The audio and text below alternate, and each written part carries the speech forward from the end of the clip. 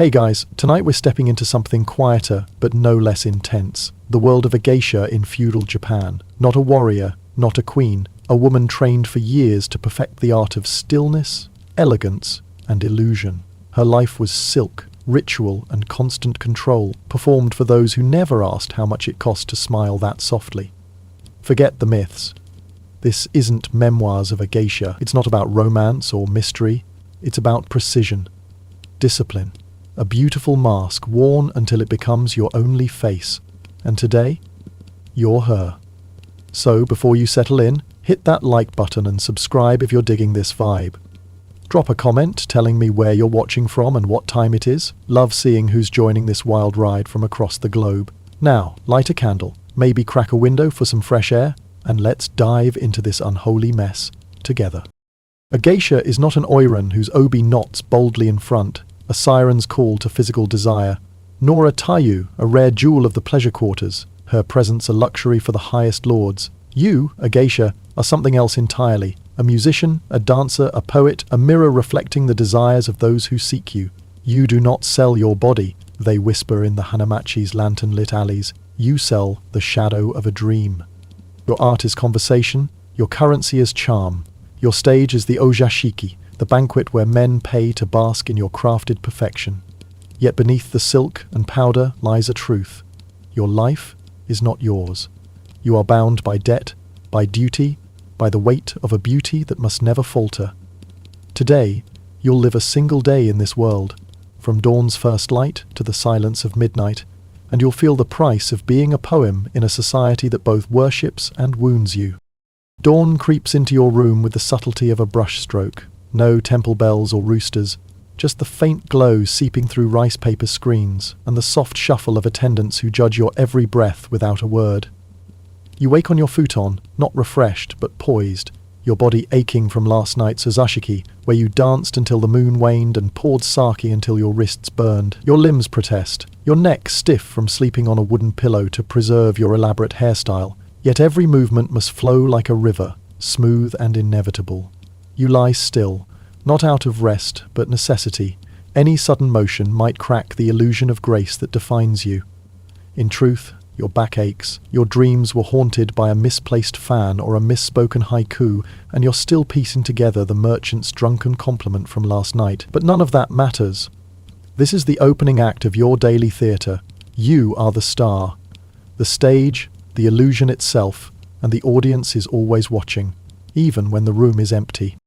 Your attendants enter, their voices softer than falling petals, their bows so low you could step over them. A basin of warm water, scented with rice bran and a whisper of yuzu, is placed before you, an offering that murmurs, "Here is your dignity, now refine it."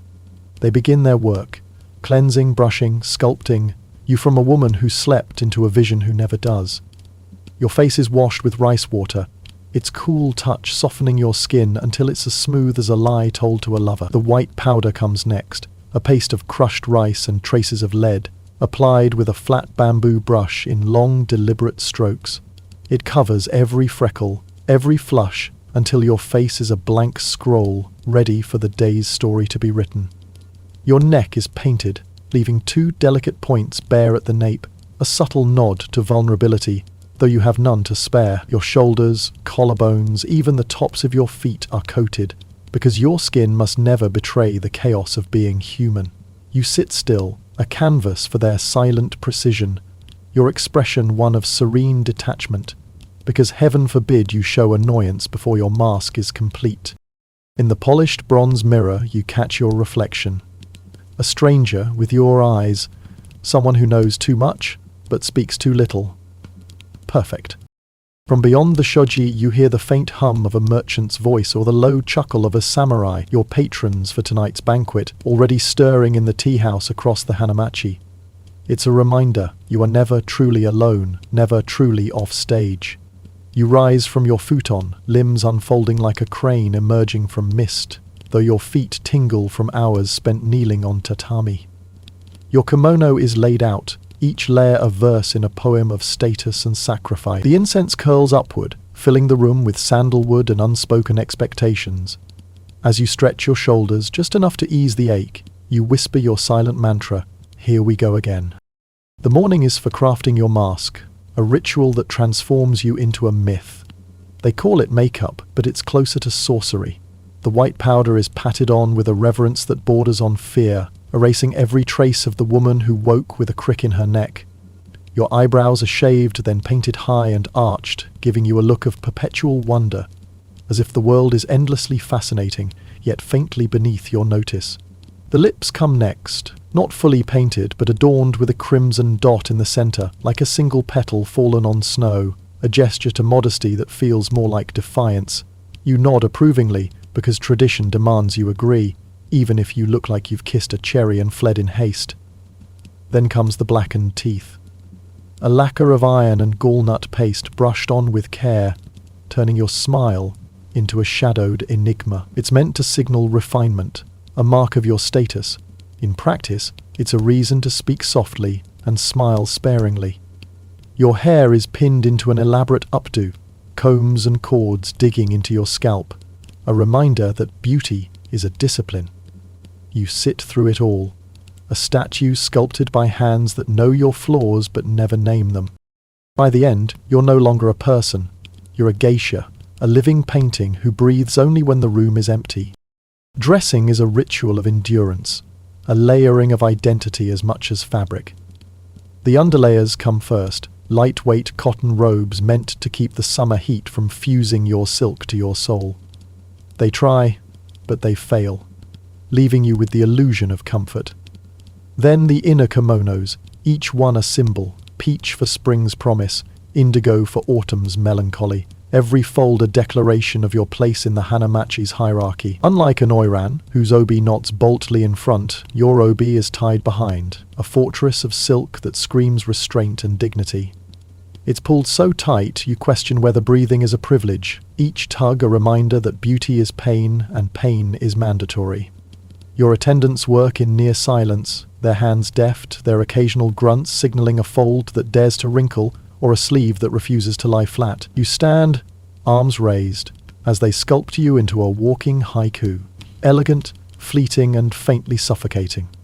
The outer kimono is heavier, its silk shimmering with embroidered cranes or chrysanthemums, chosen to match the season or the patron's mood. Your sleeves drape like willow branches, long enough to brush the floor, a silent boast of your status. By the time they're done, you're a vision, a cascade of silk with eyes that hint at secrets you'll never share.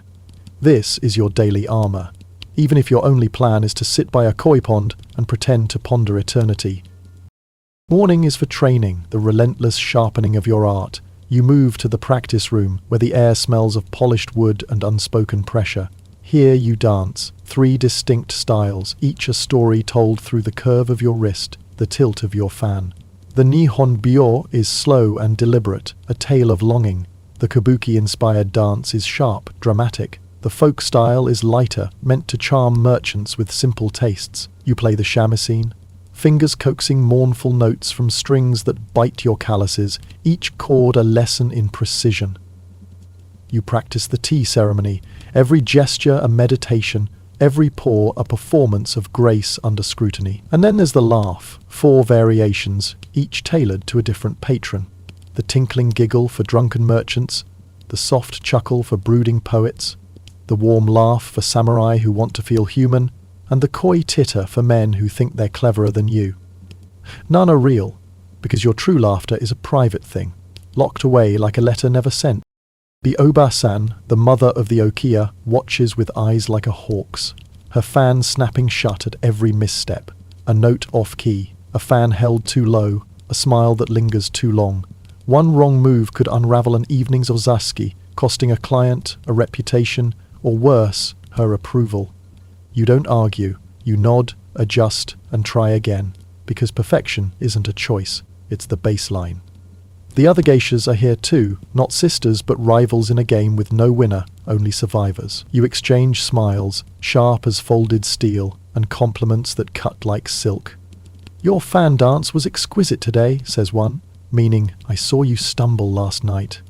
You reply, "Your shamisen playing is divine," meaning, "I heard your string snap." It's a battlefield of politeness, where every bow hides a strategy, every word a feint. You're all bound by the same debt to the Okia, the same training, the same rules, but only one of you can be the star of the next banquet. You sip tea, you smile, you pretend you don't hear the whispers about who poured sake for the daimyo's advisor last night. The younger geishas, the Maiko, flutter around you, their kimonos brighter, their steps lighter, their laughter still unpolished. They look to you with a mix of awe and ambition, their eyes tracking your every move, hoping to steal a fragment of your grace. You guide them, not out of kindness but necessity. Your debt to the Okia includes shaping the next generation.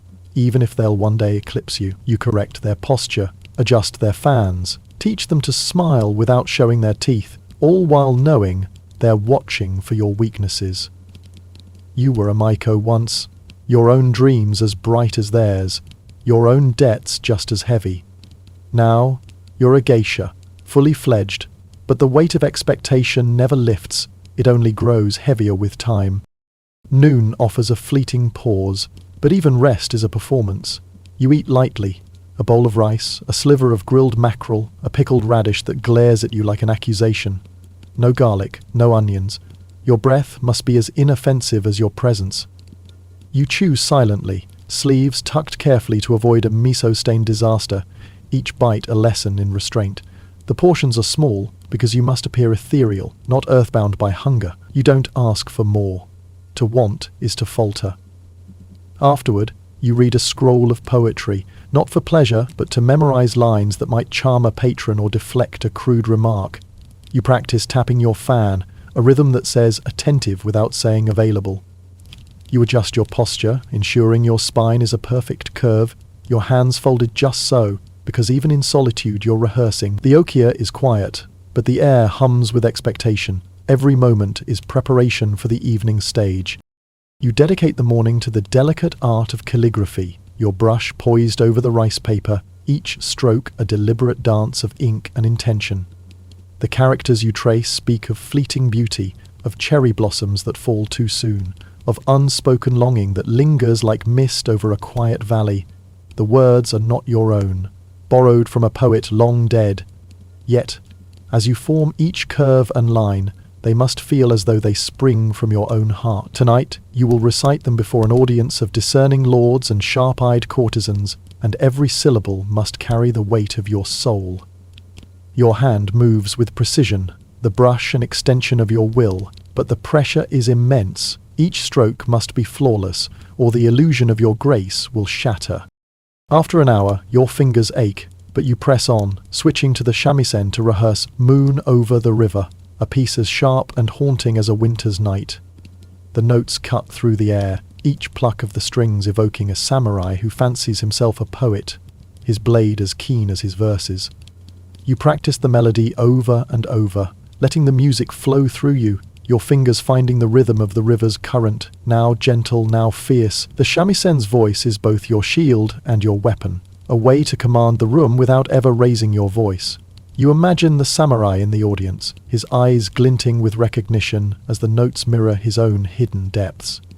The piece is new, its cadence unfamiliar, and you falter on a transition, the strings buzzing in protest. You pause, breathe, and begin again, determined to master the song before nightfall. Your practice extends to your movements, each step a study in elegance. You glide across the tatami, your kimono rippling like water under moonlight, the silk whispering secrets with every motion. Every step is a statement, a declaration of poise and control, a silent promise that you belong in this world of refinement. You practice the slow turn of your head, the subtle tilt of your shoulders, ensuring that your presence commands attention without demanding it. The hem of your kimono brushes the floor, and you adjust your posture to keep the fabric's flow unbroken, a river of silk that mirrors the grace you must embody. You imagine the eyes of the audience tracing your every gesture, searching for a flaw, and you vow to give them none.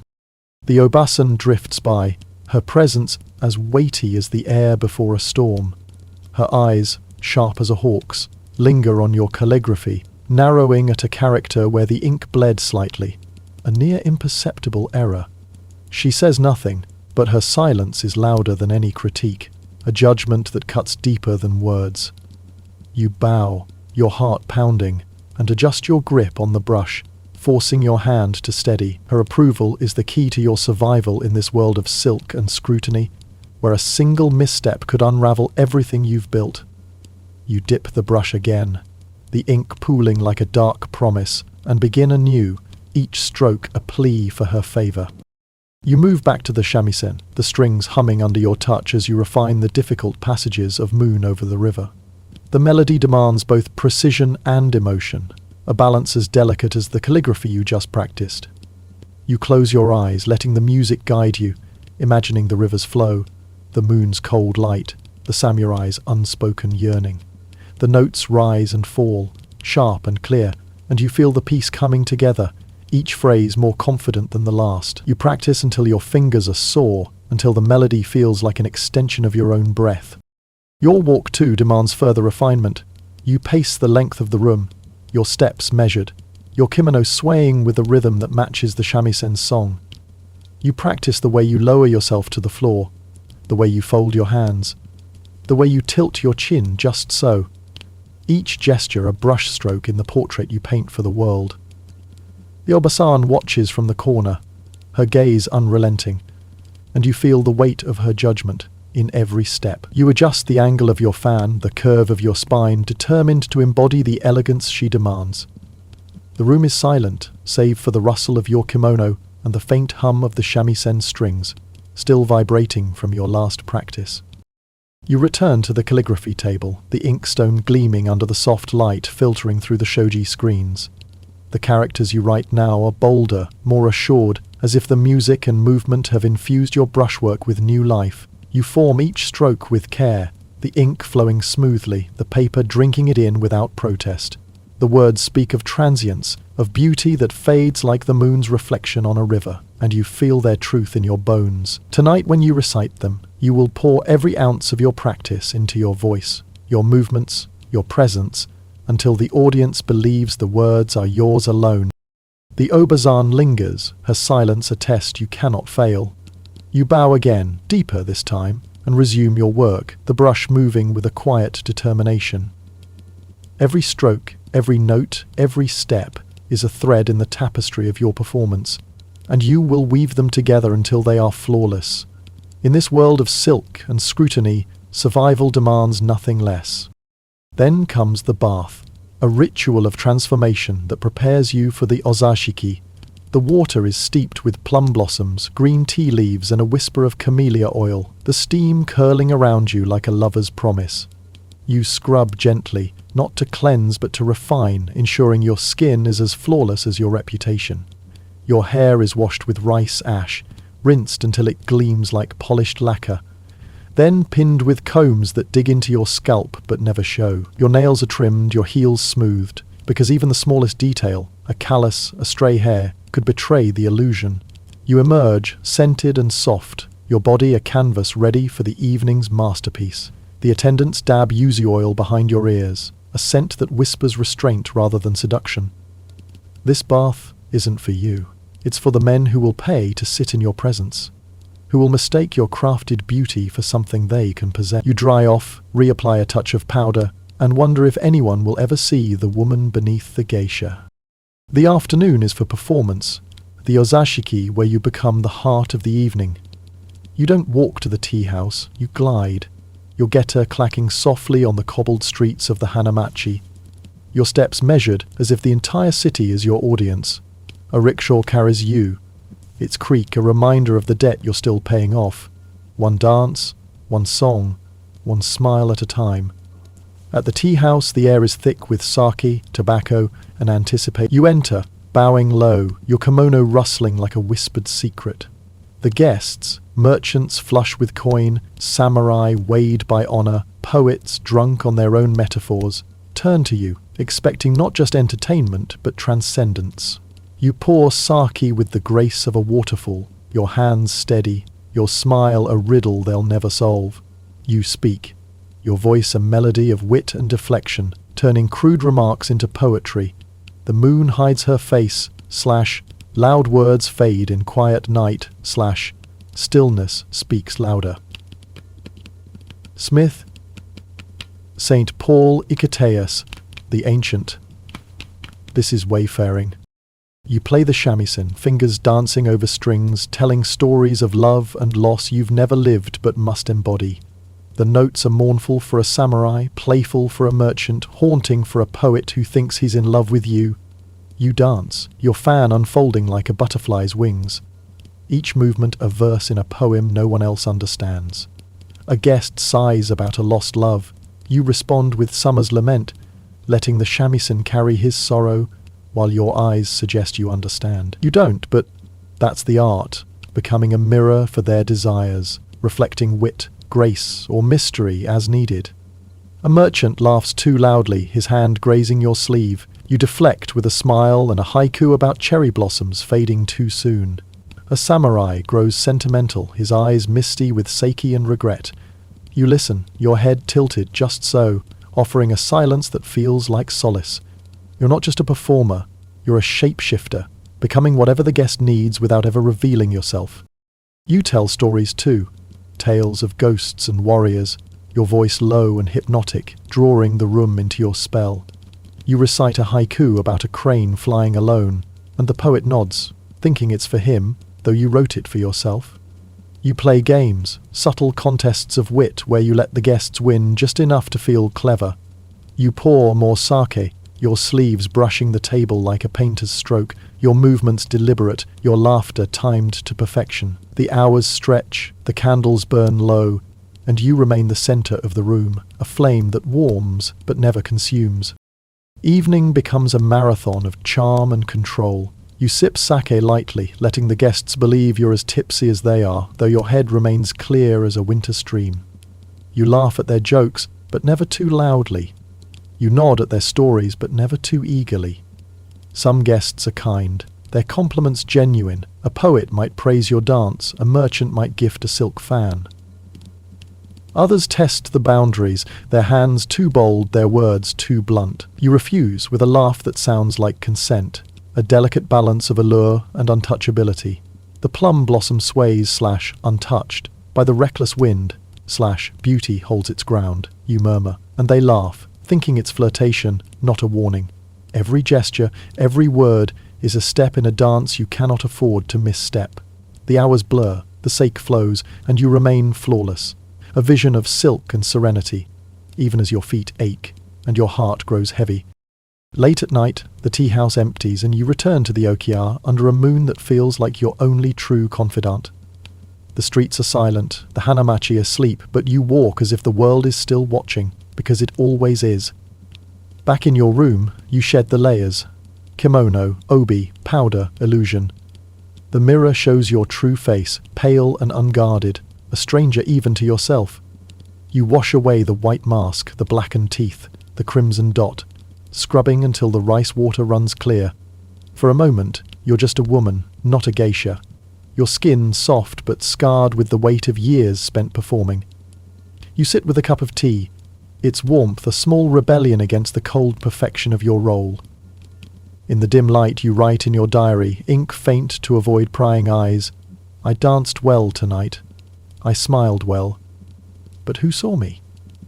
The question lingers unanswered as you slip into bed, the futon too small for the weight of your thoughts. Your life is a paradox. You are a masterpiece, but never your own. Your training, your beauty, your art, they belong to the okiya, to the debts you'll spend years repaying. You were bought young, perhaps as a child, your future traded for a contract that binds you to the hanamachi. The cost of your training, kimonos, lessons, rice powder, hangs over you like a shadow, each ozeshiki a payment toward a freedom you may never fully claim. Every dance, every note, every smile is a coin in that endless transaction. The older geishas, no longer summoned to banquets, teach dance or shamisen in the okiya's quiet rooms, their skills preserved like scrolls in a forgotten archive. Their living relics, admired but rarely seen, their laughter quieter now, their kimonos faded. You see them in the corners of the okiya, their hands still graceful, their eyes sharp with memories of nights like yours. You wonder if that will be you one day. A teacher of gestures no one will perform as well as you did. The world shifts, and so does the spotlight. Younger geishas arrive, their hair glossier, their laughter fresher, their movements unburdened by years of debt. The guests turn to them, drawn to the novelty. And you feel the change, not cruel, just inevitable. The invitations slow, the Oba-Asan's praise grows rarer, the maids forget your favourite tea. You don't complain. A geisha doesn't. You compliment the new girl's hairpin, your smile a perfect mask, while calculating how long her star will burn before she falters. A misspoken word, a dance too stiff, a laugh too loud. It's not bitterness, it's survival. You know the tide will turn again, a rival's mistake or a patron's nostalgia bringing the focus back to you. So you wait, patient as a crane by the river, your silk sleeves smoothed, your heart steady as a metronome. You still practice, even when no one summons you. In the quiet of the Okio you dance, your fan cutting through the air like a blade. You play the shamisen, the notes echoing in an empty room because the music is yours, even if the audience is gone. You pour tea for yourself, the ritual as precise as if a daimyo were watching, because discipline is all you have left when the spotlight fades. The younger geishas watch you, some with awe, some with pity, but none with understand. They don't yet know the cost of being unforgettable. The nights spent questioning your own reflection, the mornings spent rebuilding a face that isn't yours. You teach them, not because you love them, but because the Okia demands it, and because you remember the Maiko you once were, bright-eyed and burdened, dreaming of a day when the debt would be paid. The Hanamachi is a world of whispers where gossip travels faster than the wind. By dawn, your name has drifted through the tea houses, the flower shops, the narrow alleys where lanterns sway. No one says it directly. They never do. They murmur, "She looked radiant last night," meaning she was chosen, and we're all pretending not to care. Or, her shamisen playing was so moving, meaning, how did she charm the daimyo's advisor with that tired old song? The words are poison seed, sown behind fans and folded into casual conversation. You hear them in passing, their edges sharp, their intent sharper. You don't respond. To engage is to lose. Instead, you vanish a little, taking longer walks by the river, sitting slightly apart during tea, practicing calligraphy with a focus that makes others wonder if you're plotting or praying. Invisibility is your shield in this arena of silk and envy. The loud ones get noticed, the noticed ones get envied, and envy here is a dagger wrapped in a silk bow. You respond to barbed compliments with a kindness so sharp it stings. Your kimono is so bold, says a rival, meaning it's garish. You reply, your dance has such spirit, meaning it's sloppy. You smile, you bow, you glide away, leaving no trace of the wound. You survive on restraint, timing, and the occasional glance that says you could unravel someone if you cared enough. While others scramble for the spotlight, you perfect the art of subtle distance, knowing that power lies not in being seen, but in being remembered. The fall from favour comes quietly. Fewer glances, slower summons. One day the maid forgets your favourite incense. Another, your tea arrives lukewarm. The message is clear, not cruel, just indifferent. You are no longer the evening's mystery.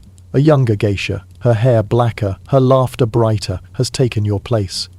She's new, or perhaps just newly clever. Her haiku timed perfectly to catch a patron's heart. The fan of attention turns, and you're left in its shadow. You handle it like a professional, no tears, no dramatics, just a slight pause before bowing to the Obasan and a smile that hides the ache when someone says, "Isn't it lovely how youthful she looks?" Of course it is. Youth is fleeting, and so is favour. The true test is this: can you remain poised while being quietly replaced? Can you fold your hands and praise your successor's fan dance while calculating how long she'll last before her ambition trips her? This is the unspoken part of your role. Not just being chosen, but being unchosen with grace. The fall is not a scandal, just a shift in the tide. You're still in the okia, still dressed like a painting, still performing, but the spotlight has moved, and you must survive in the shadows without seeming to care. You still appear at the tea house, still compose haiku, still sit perfectly still during afternoon tea, while others try to read meaning into the way your cup trembles, but you care, Of course you do, not just for the patrons, but for the validation, the fleeting power of being the center of a tightly controlled universe. Now, you're a supporting character in someone else's story, and the weight of that truth presses harder than your obi. Yet you endure. You practice your dance, your music, your smile, even when no one calls for you. You walk the Hanamashi streets, your kimono a quiet defiance, your steps a reminder that you are still here. You know the tide will shift again, a rival's misstep, a patron's whim, a moment of nostalgia that brings you back to center stage. So you wait, not bitter, just patient, your silk sleeves smoothed, your heart a steady rhythm against the chaos. In the end, the paint comes off, the rice powder, the performance, the carefully crafted pauses. Years later, or perhaps in a stolen moment alone, you see yourself unadorned. Beneath the silk, the debt, the envy, and the endless haiku. There's a woman who remembers every note she played, every smile she faked, every night she was chosen and unchosen. You've been the muse, the rival, the shadow, the star. You've smiled through silence, danced through exhaustion, poured sake through heartbreak. What remains? A spine stronger than the tightest obi, a mind sharper than the sharpest fan, and a legacy of women who fear your poise, envy your endurance, or quietly hope to age half as well as you have. The secret no one tells. Geishas fade, but they outlast. In a world obsessed with fleeting beauty, your persistence is defiant. You no longer rush to the mirror when a summons arrives. Some nights, you skip the powder and sit by the koi pond, watching the fish drift in circles, their simplicity more honest than your art. You wear silk for yourself now, choosing colors that please your eye, not a patron's whim. When the young geishas glide by, their eyes bright with ambition, their kimonos shimmering with newness, you smile, not warmly, not coldly, just knowingly. You've played this game, danced on the edge of power with painted lips and a voice soft as a whisper. You've been the dream they chase, the shadow they fear, the poem they'll never fully read. And you're still here, graceful, dangerous, eternal.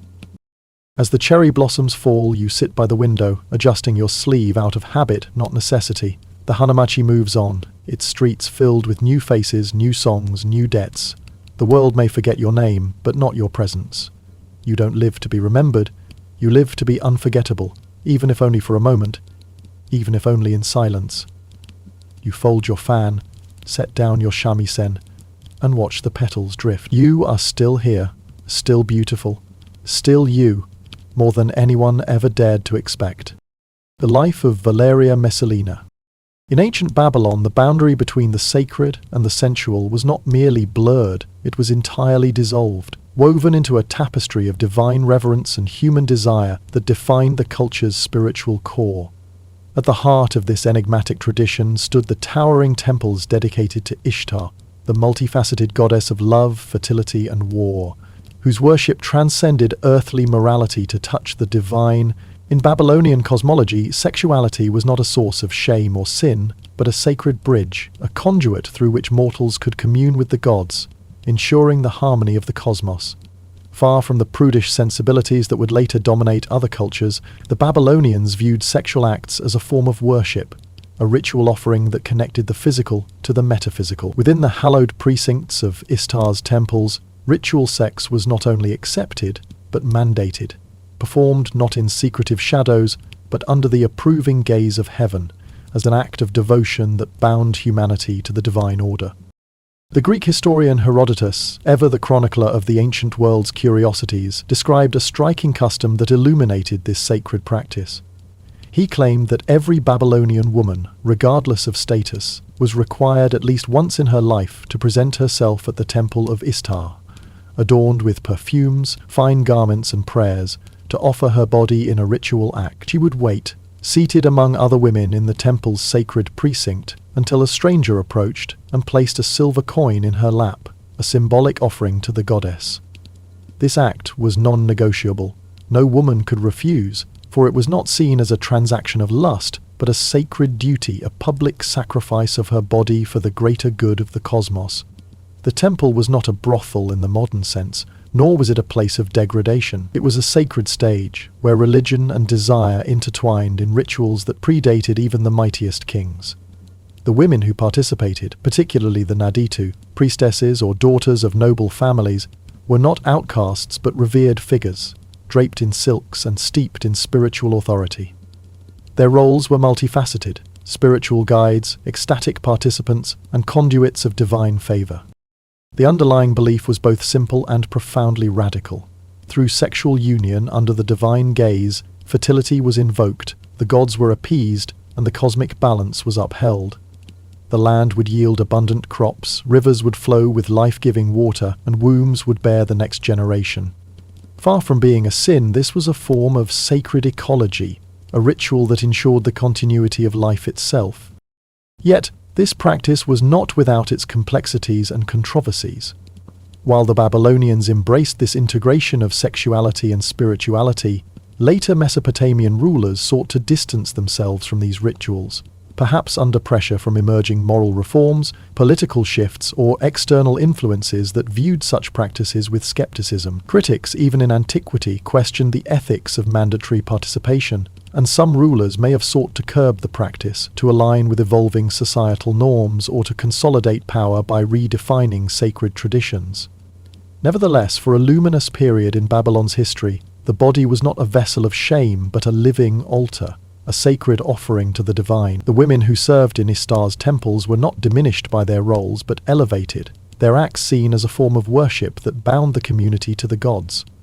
The whispering walls of these temples, adorned with reliefs of divine figures and celestial motifs, still seem to carry the echoes of those ancient rituals, moans of worship that blended devotion with desire, resonating through time as a testament to a worldview that saw no division between the sacred and the sensual. These practices, though foreign to modern sensibilities, reveal a culture that celebrated the body as a conduit to the divine, where intimacy was not a private act, but a cosmic responsibility. If Babylon transformed sexuality into a sacred obligation, the ancient Greeks elevated it into a form of theatre, a vibrant, secretive performance steeped in wine, masks, and divine ecstasy. At the heart of this cultural expression was Dionysus, the god of wine, revelry, and unrestrained passion, whose worship broke the boundaries between mortal and divine. The Dionysian mysteries, clandestine initiation rites held in hidden groves or secluded sanctuaries, were the pinnacle of his cult, offering participants a transformative experience that transcended ordinary worship. Unlike the public ceremonies of other Greek deities, these mysteries were shrouded in secrecy, accessible only to the initiated who swore oaths of silence. Held far from the prying eyes of the uninitiated, in sacred spaces lit by flickering torches or nestled within forested glades, these rituals were designed to dissolve the barriers between the human and the divine, plunging participants into a state of ecstatic communion. Outsiders, barred from the rites, whispered of wild orgies, drunken revelry, and chaotic abandon, their imaginations fueled by the secrecy and the god's reputation for excess. Yet the reality of the Dionysian mysteries was far more complex, blending spiritual transcendence with controlled ritual, where wine and dance served as pathways to divine connection, rather than mere indulgence. The Dionysian mysteries were not casual gatherings but carefully orchestrated events, steeped in symbolism and ritualistic precision. Initiates, often women known as maenads, donned masks and flowing garments, embodying the god's spirit as they danced to the frenzied rhythms of drums and flutes. Wine, a sacred gift of Dionysius, was central, loosening inhibitions and opening the mind to divine inspiration. The rituals likely included reenactments of myths, such as Dionysus's birth or his triumph over death, symbolizing renewal and transformation. Sexuality, though not the sole focus, was a potent element, seen as a means to transcend the self and merge with the divine essence of the god. These acts were not about personal gratification, but about achieving a state of ecstasy, literally standing outside one's self, where the boundaries of individuality dissolved and participants felt united with the divine.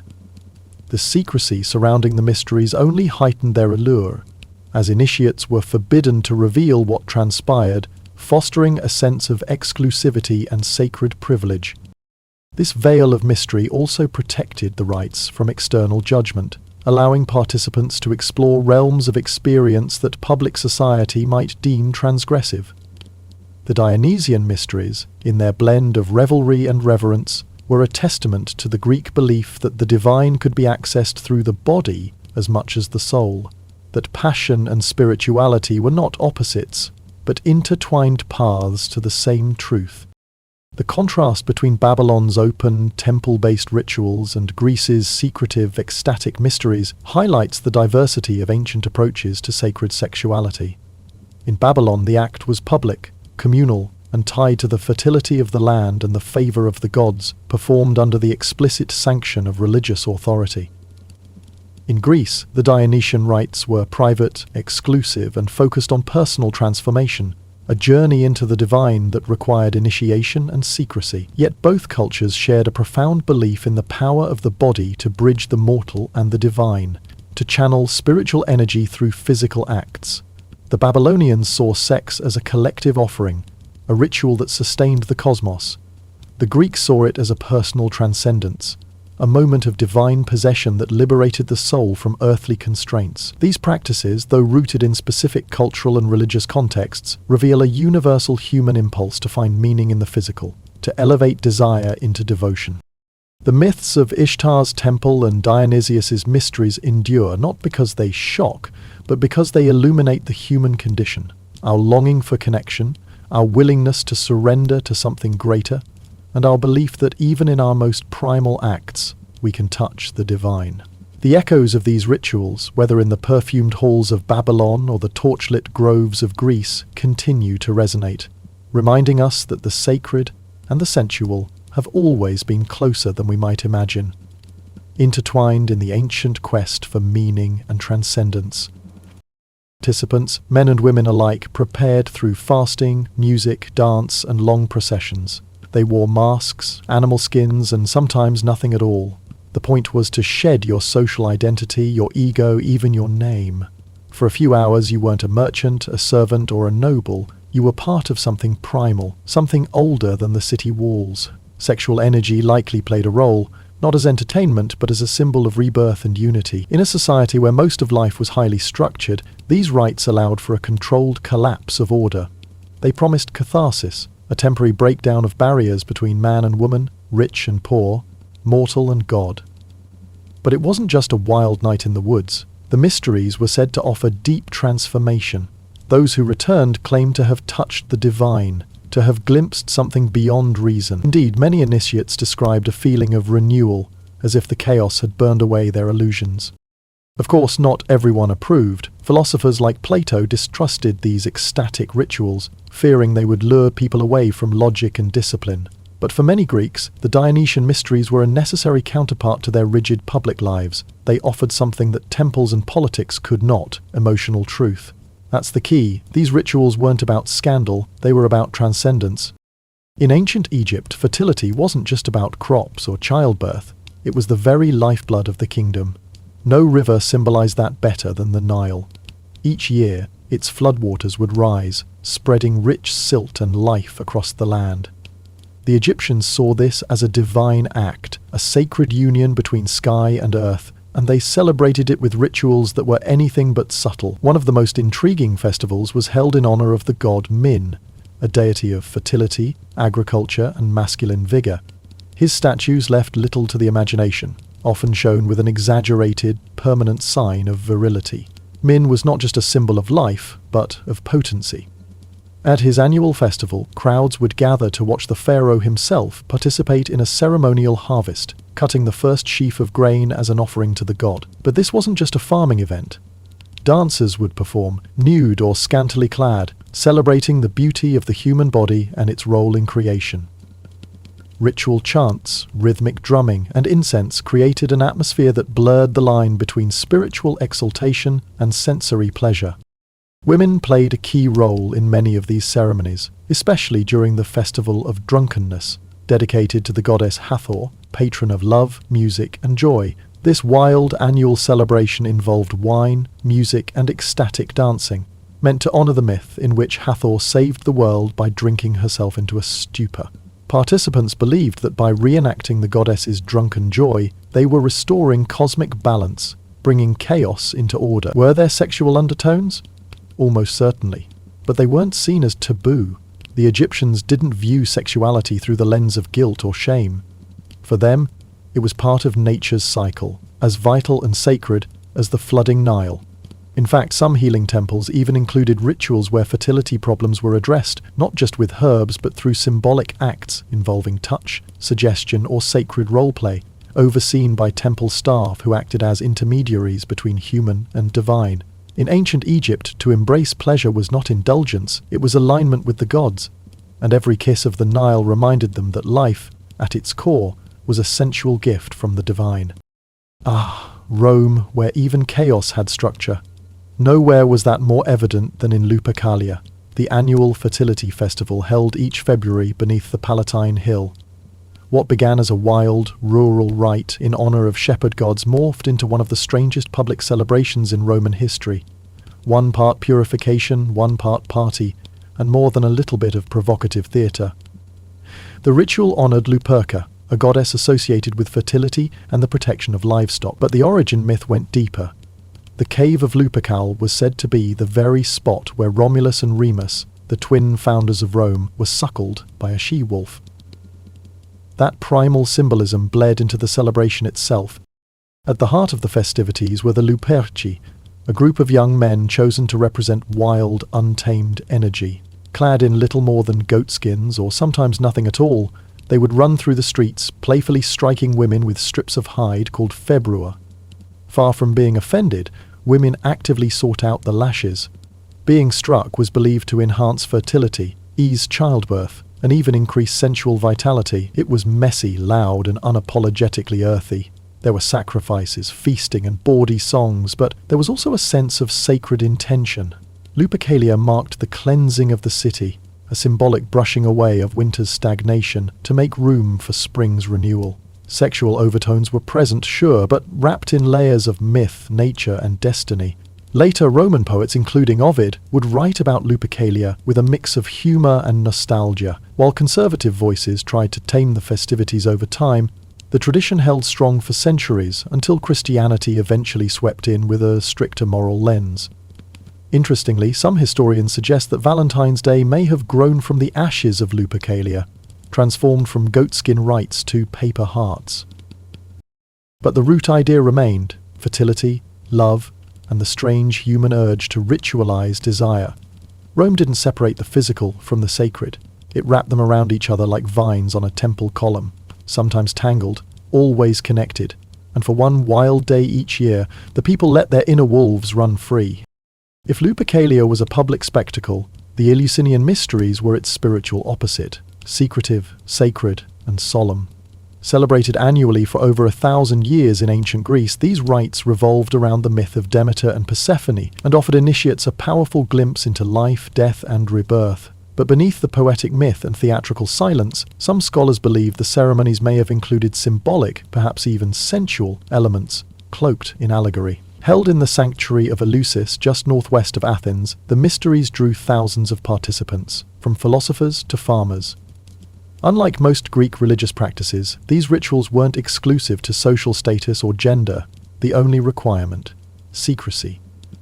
To reveal what happened inside was punishable, sometimes by death. The rites centered on the story of Persephone, the maiden abducted by Hades and taken to the underworld.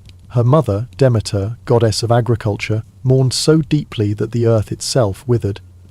Their eventual reunion symbolized the return of life in spring and the hope of life after death. What does that have to do with sex? Potentially everything. The myth itself is deeply symbolic: abduction, descent, reunion, and fertility. Some scholars argue that the secret climax of the Eleusinian mysteries involved a dramatic reenactment, possibly including a ritualized union between actors playing Persephone and a divine male consort. Whether literal or purely symbolic, the experience was said to be overwhelming, emotionally, psychologically, and perhaps physically. Participants fasted, walked in torchlit processions, drank a mysterious potion called kykion, and entered the telesterion, the inner chamber where the final rites occurred. Whatever they saw in that space left them forever changed. Many described it as a moment of enlightenment, an intimate encounter with divine truth. No one ever wrote down what happened. That's how deeply the vow of silence was respected. The Eleusinian mysteries weren't about pleasure for its own sake. They were about transformation, the possibility that sensuality and divinity might meet, not in opposition, but in union. In a world where death was a constant presence, Eleusis offered hope that perhaps through darkness came light, through descent, return, and through sacred union, eternal renewal. While Western rites often wrapped sensuality in myth or secrecy, ancient India took a more direct and spiritual approach. Enter Tantra, a complex, often misunderstood tradition that regarded sexual energy not as a sin but as a sacred force, a divine spark that, if harnessed properly, could lead to enlightenment. Tantra is not a single religion or doctrine. It emerged across various schools of Hinduism and Buddhism, evolving over centuries. At its core, however, is the belief that the physical and spiritual worlds are not separate. To reach the divine, one doesn't escape the body, one fully inhabits it. Some tantric sects developed intricate rituals designed to transform everyday acts, eating, breathing, even intimacy, into paths toward liberation. Among the most famous and most controversial of these were the tantric sex rites, which involved carefully structured encounters between partners. These weren't about indulgence, they were sacred ceremonies, performed with meditation, breath control, and chants. Every movement had symbolic meaning. Every moment was intentional.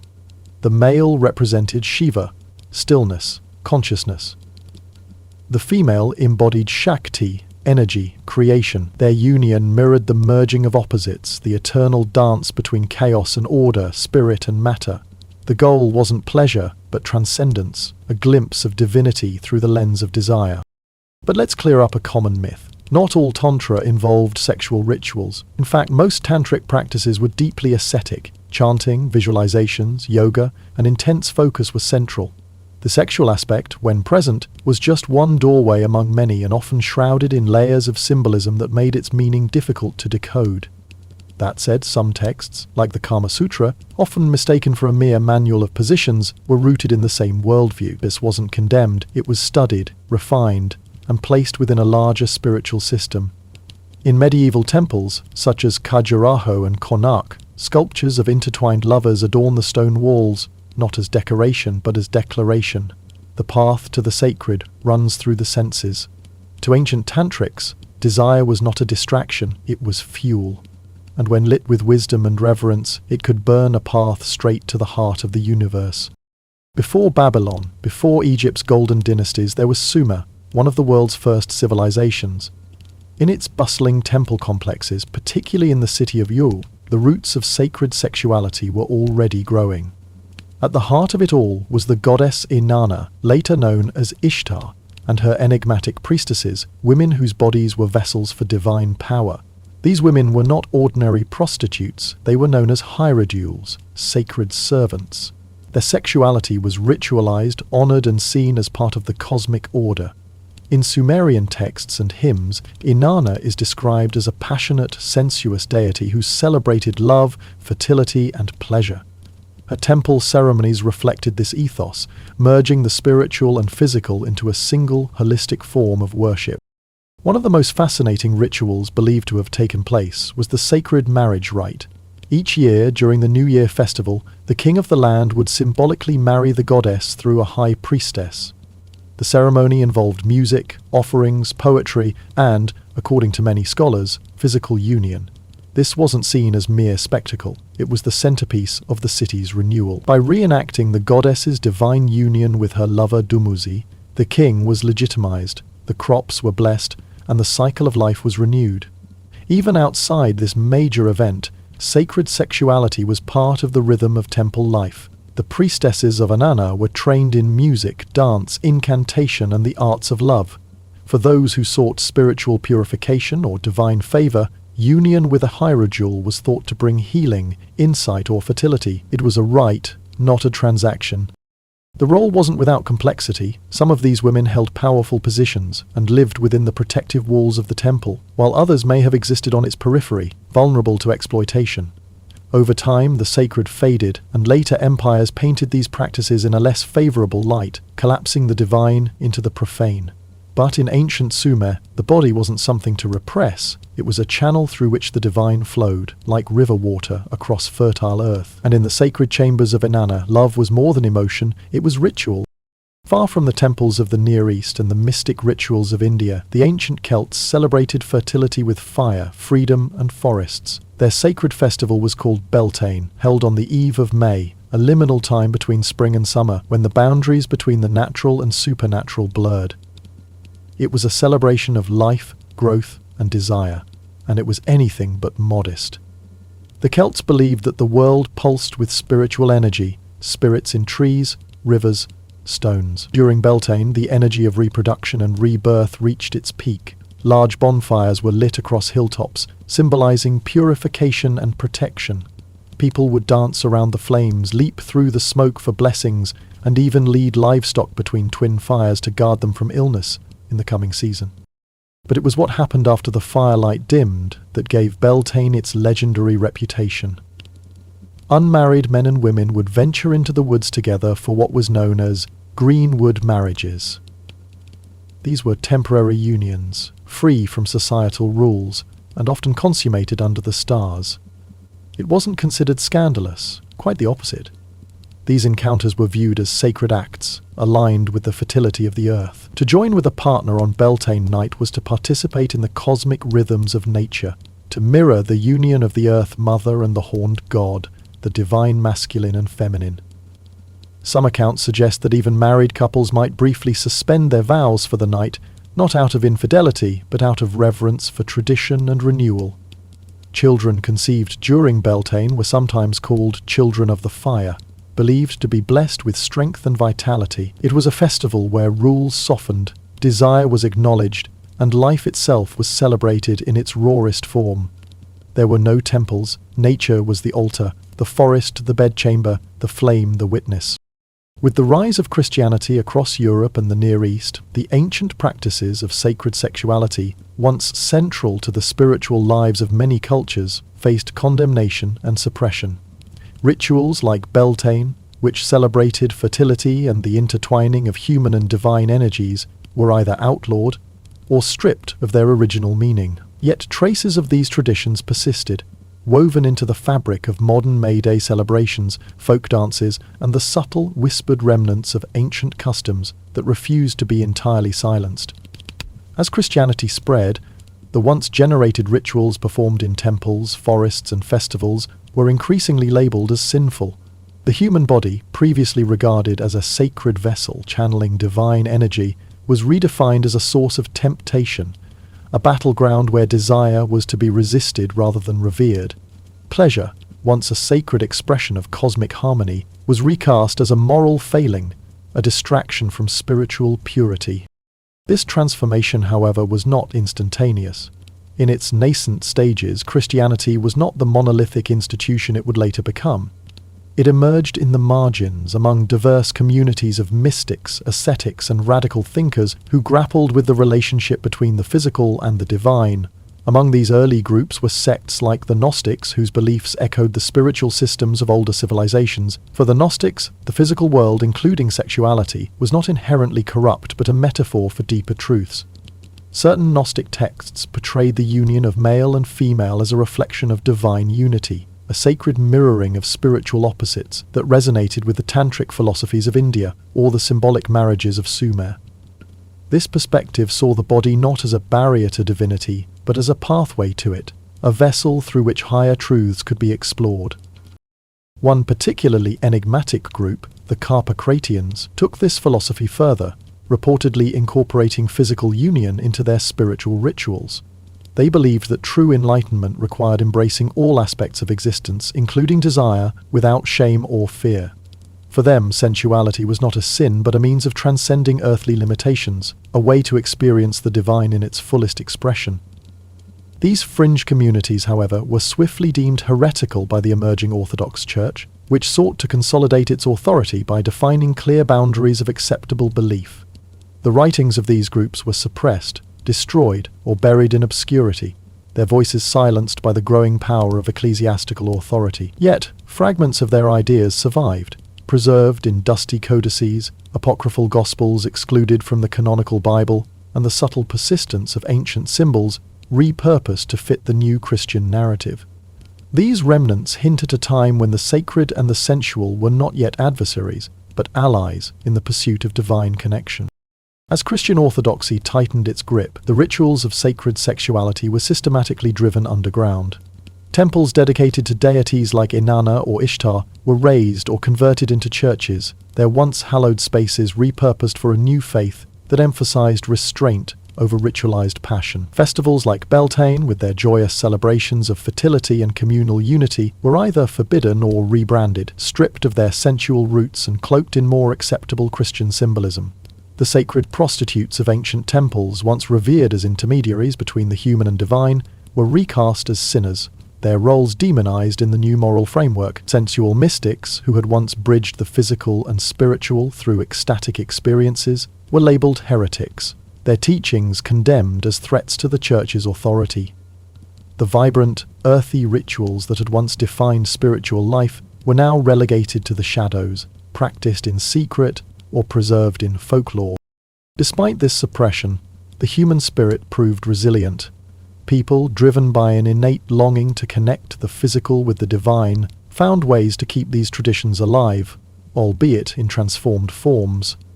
In the medieval period, mystics like Hildegard of Bingen articulated visions of divine ecstasy that carried an unmistakably physical resonance. Her writings, filled with vivid imagery of spiritual union, blurred the boundaries between the corporeal and the celestial, echoing the sensual spirituality of earlier eras. Other visionaries, too, described their encounters with the divine in language suffused with passion and intimacy, using metaphors of love and union to convey the intensity of their spiritual experiences. Even saints, in their moments of deepest communion with God, often employed imagery that wove together the physical and the spiritual, suggesting that the body could still serve as a conduit for divine connection. These expressions were not mere relics of a forgotten past, but evidence of a profound human impulse that refused to be extinguished. The sacred sexuality that had flourished in the groves of Eleusis, the chambers of Inanna, and the firelit forests of the Celts did not vanish. It evolved. It found refuge in the underground currents of esoteric thought, in the poetry of mystics, and in the dreams of those who still sensed the divine in the physical world. The stories and symbols of these ancient practices were passed down in secret, embedded in folk traditions, songs, and the quiet rituals of rural communities. The Christian Church, while dominant, could not fully erase the human yearning to merge the sensual with the sacred. This longing manifested in the ecstatic writings of mystics, the coded imagery of religious art, and the enduring myths that whispered of a time when the body was a temple, not a source of shame. The transformation of these ancient practices was not merely a loss, but a reimagining. While temples were destroyed and rituals outlawed, the essence of sacred sexuality lived on in new forms.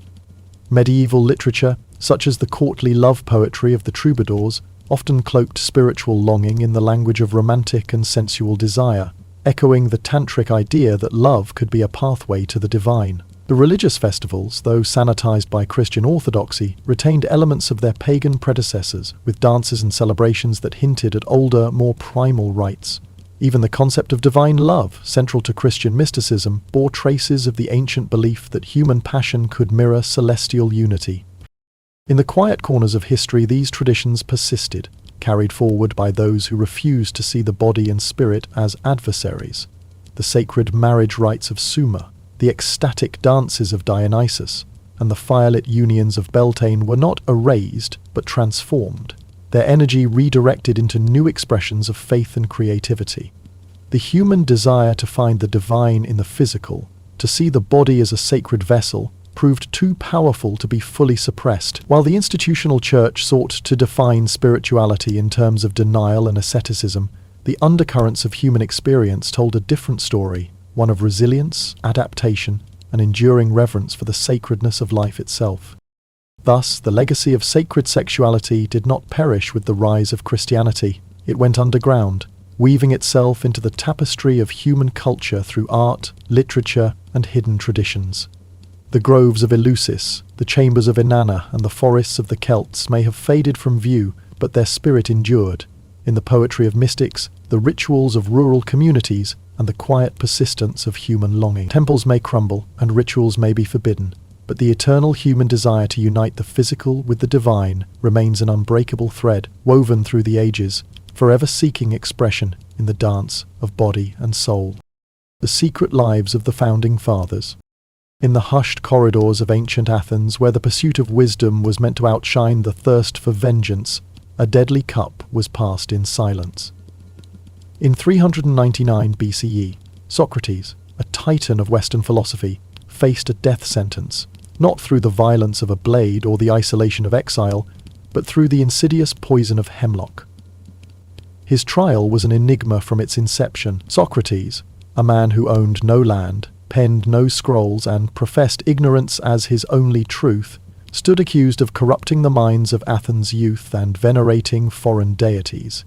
His true offence, however, was his relentless probing of the city's elite, dismantling their self-proclaimed wisdom with sharp questions and urging his students to follow suit. His Socratic method, a cascade of incisive inquiries, was not seen as enlightenment, but as a dangerous act of rebellion against the established order. The court offered him a chance to propose a lesser penalty, perhaps a fine, banishment, or some minor penance, but Socrates, unyielding in death as in life, refused to plead for mercy. In a bold act of defiance, he suggested Athens reward him for his service to the city's intellectual life. The jury, unamused by his audacity, sentenced him to die by hemlock. Hemlock was no theatrical instrument of death. It was methodical, almost clinical, inducing a creeping paralysis that began in the extremities and slowly stilled the heart. There was no blood, no cries, only an eerie silence as life ebbed away. On his final day, surrounded by devoted students and grieving friends, Socrates remained serene, even jovial. He bathed, bid a quiet farewell to his children, and drank the poisoned cup with a calm that bordered on transcendence. As the cold numbness climbed from his legs, he continued to discourse on the immortality of the soul, framing death not as an end but as a journey into the unknown.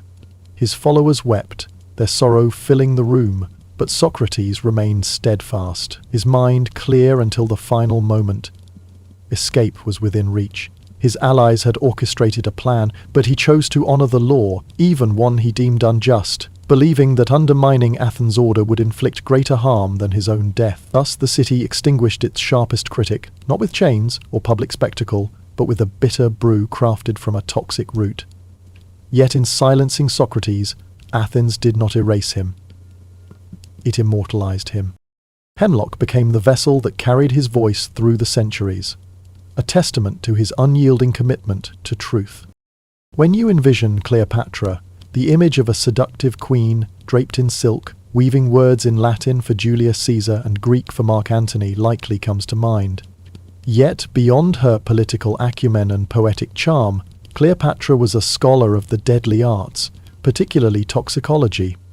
Her beauty was matched by a mind as sharp and dangerous as any blade. As ruler of Egypt, she had access to the vast repository of knowledge in Alexandria's great library, where scrolls preserved secrets not only of the cosmos and divine myths, but also of poisons and their effects on the human body and psyche. It is said she maintained a private laboratory, a clandestine space where she tested toxins on condemned prisoners, observing which killed swiftly, which prolonged agony, and which left no trace of their lethal work. Her experiments were not driven by cruelty, but by necessity. In her precarious world of alliances and betrayals, poison was a tool of statecraft, a silent arbiter of power. A single drop could achieve what armies and swords could not, a discreet, untraceable end, leaving no evidence to spark rebellion or scandal. For Cleopatra, poison was the ultimate instrument of precision, a scalpel in the hands of a queen who wielded it with surgical skill. Her studies encompassed deadly flora like nightshade, strychnine, hemlock, and aconite, as well as intricate blends of snake venom and rare herbs. Some concoctions induced vivid hallucinations, others mimicked natural illness, and some struck with such speed that death came before suspicion could arise. Others worked slowly, allowing time for confessions to be coerced or blame to be shifted. The legend of her death by an asp's bite is one of history's most enduring tales. When Octavian, soon to be Augustus, conquered Egypt, Cleopatra refused to be paraded as a trophy through Rome's streets.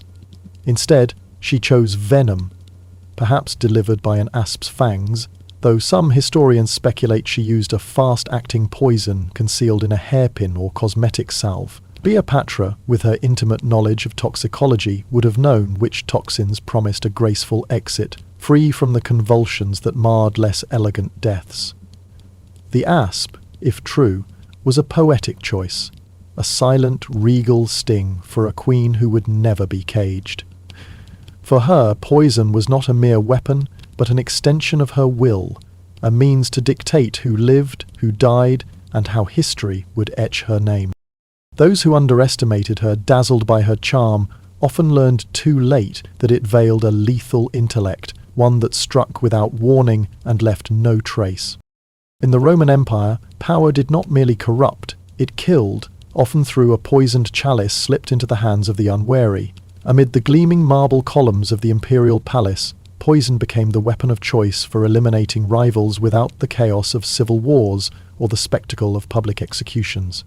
A tainted goblet, a plate of figs, and a body could be stilled before the banquet's end, leaving no trace of the deed. Emperors, ever wary of betrayal, trusted few within their inner circles, knowing that loyalty could shift with the promise of power. In the 1st century CE, during the reign of Emperor Claudius, poison reached its zenith, largely through the work of Locusta, Rome's most infamous poisoner. Far from a shadowy peddler of vials, Locusta was a master of her craft, a near chemist in an age of superstition, serving the ambitions of Rome's elite. When Agrippina the Younger, Claudius's wife, sought to secure the throne for her son Nero, she turned to Locusta's expertise. The result was a dish of poisoned mushrooms, Claudius's favourite delicacy, that ended his reign with chilling efficiency, masquerading as a natural death. The intrigue deepened under Nero, who employed Locusta as a personal assassin, her skills honed to deadly precision. When his stepbrother Britannicus, a young prince and potential rival, threatened his rule, Locusta crafted a poison that struck during a banquet, leaving Britannicus convulsing before horrified guests. Nero, impressed by her artistry, rewarded her with a full pardon, vast estates, and even apprentices to carry on her lethal legacy. In Rome, poison was the weapon of the sophisticated, its subtlety leaving room for ambiguity. Was it illness, indigestion, or the will of the gods? The paranoia it sparked was all-consuming. Food was tasted, cups scrutinized, and even loyal slaves fell under suspicion. Romans devised elaborate countermeasures, silver spoons to detect toxins, antidotes crafted from crushed gems, and the famed theriac, a complex concoction blending opium, viper flesh, and dozens of other ingredients. Yet no defense could stem the tide of silent deaths. Poison was not merely a tool, but a language of power, spoken in hushed tones amid marble halls and blood-stained ambition. Its whispers drowned out the clash of swords, shaping the empire's fate with a quiet, deadly grace. In ancient China, poison was not a crime, but a refined art, woven into the intricate tapestry of imperial courts during the Han, Tang, and Ming dynasties. It was a silent language of power, delivered through the delicate rustle of silk sleeves and the clink of teacups, requiring no grand gestures, just a breath, then stillness. Chinese pharmacology blurred the line between healing and harm. A slight miscalculation of an herb's dose could transform a remedy into a killer. Court alchemists and physicians walked a precarious tightrope, crafting antidotes one day and poisons the next, their knowledge a double-edged sword in the service of the throne. Yet the true masters of this covert warfare were often women, consorts and concubines, barred from wielding swords or political titles, who turned to subtler means to secure their influence. A rival could be dispatched not through public scandal but through the guise of illness, a death so seamless it raised no alarms. An empress might raise only an eyebrow, and within days a competitor would be bedridden, blood staining her lips as she faded. Empress Luzi of the Han dynasty was a master of this deadly craft. After consolidating her power, she systematically eliminated threats to her rule, including harem rivals, with a combination of poison and calculated cruelty. Her methods, which included slow mutilation alongside toxins, made her not merely feared but legendary, a ruler who wielded medicine not to heal, but to reshape an empire according to her will. Beyond the palace walls, poison was a political weapon of terrifying repute. Secret societies, such as the Five Poisons sect, were said to coat blades with toxic herbs or slip lethal tinctures into ceremonial wine, their actions cloaked in mystery. Poison was not just effective, it was performative, a declaration of untouchable power. I can reach you anywhere. This fear drove China to develop some of the ancient world's most advanced poison detection methods. Silver chopsticks, believed to tarnish in the presence of arsenic, were used to test meals, and imperial kitchens became laboratories where safety was as critical as flavor. In China, poison was deliberate, ritualistic, a strategic move in a chess game of thrones, ruling dynasties as decisively as any emperor's edict. In the ancient courts of India, a chilling legend spoke of the Vishakanyas, or poison maidens, whose existence seemed torn from the realm of myth, yet lingered in royal texts, legends, and political treatises. These women were said to be lethal not through weapons, but through their very bodies. Chosen as young girls, they were fed minute doses of poison daily, building immunity while rendering their blood, sweat, and breath toxic to others. A kiss from a Vishakanya could spell death. Intimacy was not passion, but execution. This practice, if real, may have begun under Chanakya, the cunning strategist and advisor to Chandragupta Maurya in the 4th century BCE. A master of espionage and psychological warfare, Chanakya viewed poison as a cornerstone of statecraft, as outlined in his Arthashastra. Enemies could be seduced and eliminated without a single sword drawn, their deaths cloaked in the guise of natural causes or romantic indiscretion. The reality of the Vishakanyas remains debated. Some scholars see them as metaphors for seductive danger, cautionary tales woven into the fabric of courtly intrigue to warn against unchecked allure. Others suggest that Ayurveda's knowledge of gradual poisoning, known as Vishakrama, might have inspired real attempts to create such assassins. Whether myth or reality, the fear they inspired was palpable. Foreign envoys were cautioned, meals rigorously tested, and any alluring stranger at court was viewed with suspicion, a potential gift or a death sentence draped in silk. In India, poison was not always concealed in goblets, sometimes it danced, adorned in jewels, smiling with disarming sweetness. The Vishakanya's terror lay not only in the poison, but in the intimacy of the threat. Death did not storm the battlefield, it leaned close, whispered softly, and struck without warning. Herod the Great, ruler of Judea under Roman authority in the 1st century BCE, lived in a world where every shadow held a threat. A man of monumental architecture and ruthless politics, he trusted neither swords nor loyalty to secure his throne. In his court, poison was paranoia distilled into liquid form. While his reign was marked by public displays of violence, some executions were private, shrouded in secrecy. His wife Mariamne, a Hasmonean princess and once the light of his life, fell victim to his unfounded suspicions of betrayal. She was executed, as were her mother, grandfather, and, tragically, his own sons. According to the ancient historian Josephus, Herod poisoned Mariamne's sons under the pretext of Roman justice, their royal blood making them potential figureheads for rebellion. These deaths were not public spectacles, but silent eliminations, their causes veiled as illness or divine judgment. Herod's use of poison extended beyond his family. Ministers, servants, and suspected traitors were quietly removed, their deaths attributed to natural causes or the wrath of the gods. Poison offered a precision that public executions could not, avoiding unrest while sending a chilling message. No one was beyond his reach, not even those bound by blood. In his final days, consumed by disease and paranoia, Herod feared his death would pass unnoticed. He ordered the execution of prominent Jewish leaders upon his passing to ensure national mourning, an order mercifully ignored. Yet his reliance on poison had already tainted his legacy, a testament to a reign defined by suspicion and silent cruelty. In the opulent courts of the Achaemenid Empire, where kings like Darius the Great and Xerxes held dominion, poison was a refined instrument amid Persepolis' golden columns and intricate reliefs of warriors and lions. The court was a labyrinth of ambition. with wives, concubines, sons, and satraps all vying for influence, and poison served as a silent arbiter. Greek sources, particularly the dramatic Herodotus, recount assassination plots cloaked in the trappings of luxury. Food tasters were a standard precaution, and kitchens were fortified like military outposts. A whisper of poison could doom a cook or cup-bearer to immediate execution. Bagoas, a eunuch under Artaxerxes III in the 4th century BCE, epitomized this art. He allegedly poisoned the king and his successor, installing puppet rulers only to eliminate them when they defied his control. Bagoas wielded power not through armies, but through apothecary jars, leveraging Persia's advanced knowledge of herbal medicine to craft toxins that mimicked illness or struck with lethal speed. Poison preserved the empire's facade of order, allowing enemies to perish quietly while the court maintained its grandeur. Even Alexander the Great's death, shortly after conquering Persia, was rumoured to involve a toxin slipped into his wine at a Babylonian banquet, a testament to Persia's reputation for invisible warfare. Though less ostentatious than the courts of Rome or Persia, ancient Israel was not untouched by poison's shadow. The Bible weaves subtle references to toxic herbs, tainted drinks, and divine tests that suggest an awareness of poison's power.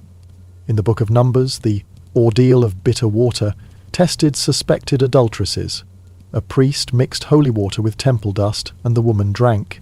If guilty, the brew would curse her body. If innocent, she would be spared. This ritual was an early form of trial by poison, seeking truth through a dangerous draught. In Deuteronomy, warnings against false gods threaten food and water cursed with gall and wormwood, bitter, toxic substances known in antiquity. In Job, poison symbolizes injustice. In the Psalms, it represents the deceit on the wicked's tongues. Herod's poisonings, as noted earlier, tie biblical history to the broader narrative of toxic politics. While overt assassinations by poison are absent from core biblical texts, the Hebrews, living among empires where poison was a courtly art, adapted their legal and spiritual frameworks to navigate this dangerous reality. Across the ancient world, from Athens' marble halls to Egypt's sun-scorched sands, from Rome's imperial palaces to India's lush forests, poison reigned as a universal, elegant terror. It required no army, left no battlefield, and killed without sound or witnesses, slipping through the cracks of empires with chilling ease. In an era where brute force dominated public arenas, poison fought private wars, waged in the intimacy of bedrooms, banquet halls, and temples. It was an equalizer, a whisper of death where a shout risked chaos. More than a method, it was a message, a declaration of betrayal. A sword's death was honourable, marking you as a foe worth facing openly. Poison's death was intimate, requiring a traitor's hand, a servant, a spouse, a cup-bearer, a kin. Every bite became a gamble, every cup a test of trust, turning even the most opulent feasts into arenas of suspicion. The ancient world held poison in a kind of reverent awe, captivated by its subtle power to weave the threads of fate into the very fabric of authority. Philosophers like Socrates saw it not merely as a tool of death, but as a profound symbol of destiny, a quiet arbiter that could lay bare the truth in its finality. For him, the hemlock cup was not just an end, but a testament to his unwavering commitment to questioning the world, a silent proclamation that truth could outlast even the body's demise. Religions, too, imbued poison with divine significance, casting it as an instrument of judgment, a test to separate the guilty from the innocent. In rituals like the biblical ordeal of bitter water, a sip could reveal moral failings or affirm purity, as if the gods themselves spoke through the body's reaction to a toxic brew. Rulers, meanwhile, wielded poison with a cunning precision, using it to maintain the illusion of peace while reshaping bloodlines and dynasties in the shadows. It was a weapon that required no armies, no public spectacle, only a whispered exchange, a tainted chalice, and a life extinguished without fanfare. Poison's paradox lies at its heart. It is both cowardly, striking from the shadows, and cunning, requiring a mind sharp enough to outwit suspicion. It is invisible in its delivery, yet indelible in its impact, leaving behind not just bodies but legacies stained with doubt. The myths that surround it, Socrates' hemlock, Cleopatra's asp, Claudius's poisoned figs, India's vishakanyas, are not mere tales of death, but parables of power's unseen architect. Poison bore no face, no voice, no armor, yet it carved paths through empires, rewrote successions, and haunted the corridors of power with a presence that lingered long after its work was done. In the ancient world, it was the perfect assassin, its legacy a whisper that echoed through history with a quiet, lethal grace, shaping the course of civilizations without ever stepping into the light. The enduring fascination with poison lies in its profound duality. It is both a tool of destruction and a narrative of control, a weapon that kills and a warning that lingers. In Athens, it was the price exacted for questioning too deeply, a punishment for those like Socrates who dared to challenge the foundations of authority with relentless inquiry. His death by hemlock was not just an execution, but a statement, a reminder that truth-seekers could be silenced, yet their ideas would persist. In Egypt, poison was Cleopatra's shield, a means for a queen to defy conquest and assert her agency, even in defeat. Her rumoured choice of an asp, or perhaps a carefully concealed toxin, ensured her legacy as a ruler who controlled her fate, refusing to be diminished by Rome's triumph. In Rome, poison was the currency of ambition, traded in the marble halls where power was both a prize and a peril. Locusta's mushrooms, slipped into Claudius's meal, were not just a murder weapon but a transaction, securing Nero's throne with a subtlety that swords could never match. In China, it was the art of silent supremacy, a refined craft practiced by empresses and concubines who turned herbs into instruments of dominance. Empress Lucer's poisons were not mere tools, but extensions of her will, reshaping the Han dynasty's future with a precision that no blade could rival. In India, poison embodied intimate danger, personified in the myth of the Vishakanyas, whose very touch could kill, transforming beauty into a weapon and love into a death sentence. In Judea, it was the shadow of Herod's paranoia, a liquid fear that struck down family and foe alike, ensuring his rule through silent eliminations. In Persia, it was the elegance of invisible warfare, where Bagoas's apothecary jars held more power than armies, toppling kings without disrupting the empire's opulent facade. Each culture wove poison into its narrative, not as a crude instrument of violence, but as a refined expression of power's darker impulses, a means to alter destinies without spilling blood in public view. Its victims were not only those who drank from tainted cups, but entire societies forced to live in its shadow, where trust became a rare commodity and every meal carried the spectre of betrayal. This pervasive fear of poison reshaped the ancient world, turning feasts into battlegrounds and alliances into gambles. In every court, from the sunlit sands of Alexandria to the torchlit halls of Persepolis, the threat of a poisoned goblet loomed large, transforming even the most intimate moments into tests of loyalty.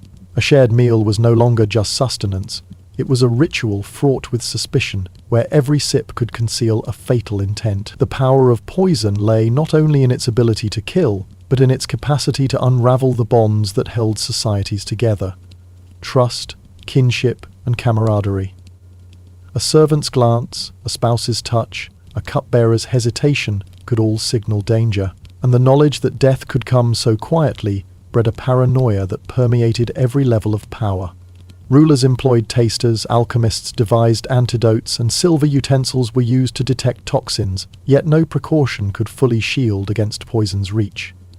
Its invisibility was its strength, its ambiguity its shield. A death by poison could be mistaken for illness, divine punishment, or bad fortune, leaving no clear culprit to blame and no rebellion to quell. This allowed empires to maintain their veneer of stability, while their enemies or even their allies fell silently in their beds. Even today, the stories of poison captivate our imagination, not for their violence, but for their intimacy, their ability to reveal the fragility of power and the complexity of human ambition.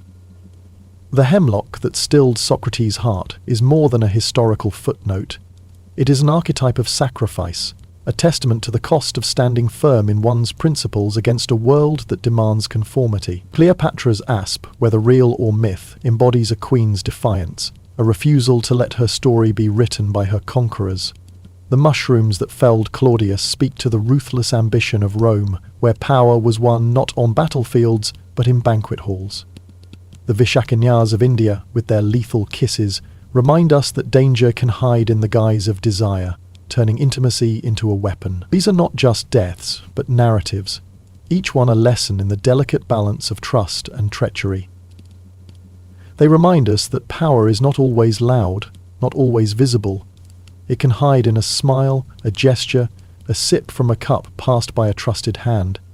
Poison's legacy is its silence, its ability to strike without warning and linger in the collective memory long after the body has grown cold. It reshapes not just lives but entire cultures, forcing rulers and subjects alike to navigate a world where loyalty was fragile and ambition eternal. Poison's enduring allure lies in its ability to transcend mere physicality, becoming a philosophy of power, a way of navigating a world where open conflict could destabilize empires, but silent eliminations could preserve them. In the ancient world, it was more than a method of murder. It was a mindset, a strategic choice that allowed the powerful to maintain control without sacrificing the illusion of order. It was the weapon of those who understood that true power lies not in spectacle, but in subtlety, not in the clash of armies, but in the quiet fall of a rival.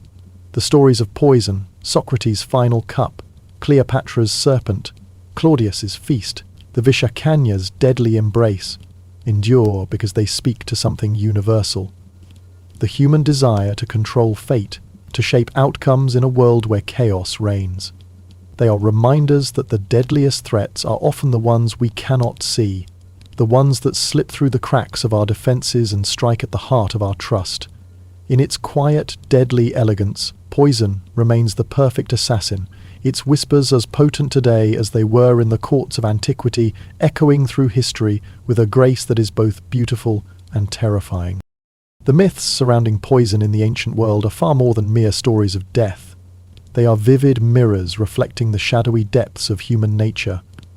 Ambition, betrayal, and an unyielding quest for control.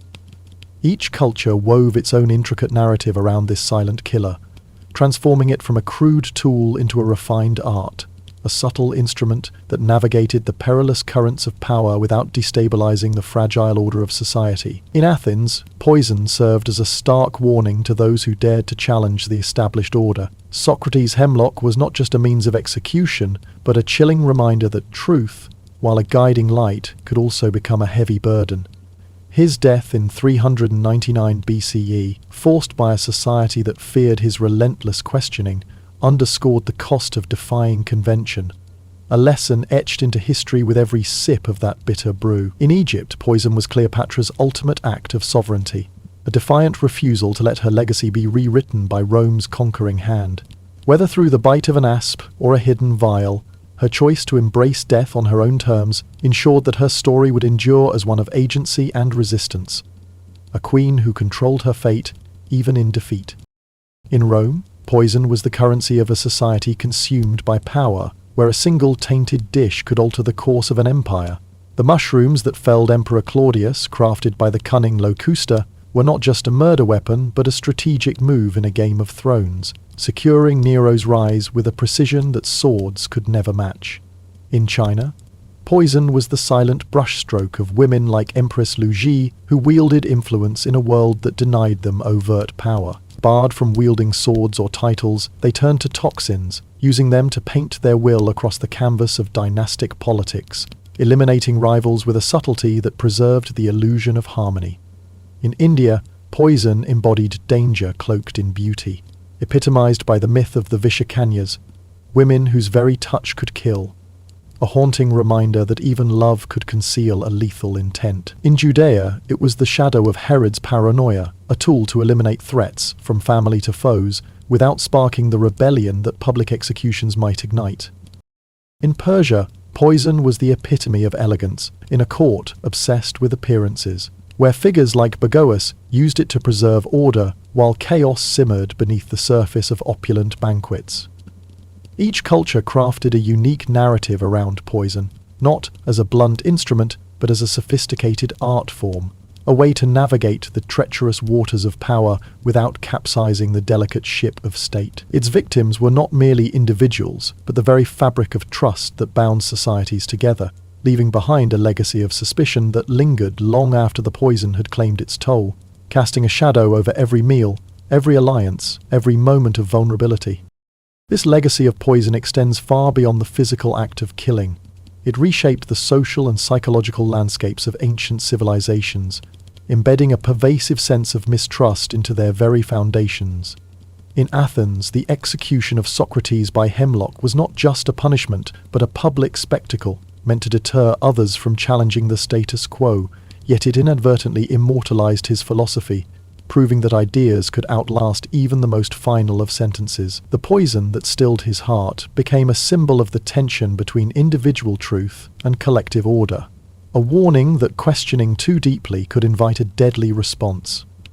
In Egypt, Cleopatra's use of poison, whether through an asp or a carefully concealed toxin, was a masterstroke of defiance, ensuring that her death would be remembered not as a defeat, but as a triumph of will. Her intimate knowledge of toxicology, honed in the laboratories of Alexandria, allowed her to craft a narrative of control, turning a moment of loss into an enduring legend of autonomy. In Rome, the use of poison was a hallmark of a society where ambition was both a driving force and a constant threat. Locusta's poisoned mushrooms, slipped into Claudius's meal, were not merely a means of assassination, but a calculated act in a high-stakes game of power, where loyalty was fleeting and betrayal was a constant companion. The paranoia that followed such acts transformed every banquet into a potential battlefield, where tasters and silver spoons became as essential as the food itself. In China, poison was the weapon of choice for those denied traditional avenues of power, particularly women like Empress Lu Ji, whose subtle eliminations of rivals reshaped the Han dynasty without ever raising a sword. Their mastery of pharmacology turned the act of poisoning into a silent art, one that allowed them to wield influence in a world that sought to confine them to the shadows. In India, the myth of the Vishakanyas, women whose very bodies were said to be toxic, captured the imagination, blending beauty with danger in a way that made every intimate encounter a potential threat. These poison maidens, whether real or symbolic, underscored the idea that desire could be as deadly as any blade, a lesson that resonated in the courts of the Maurya Empire.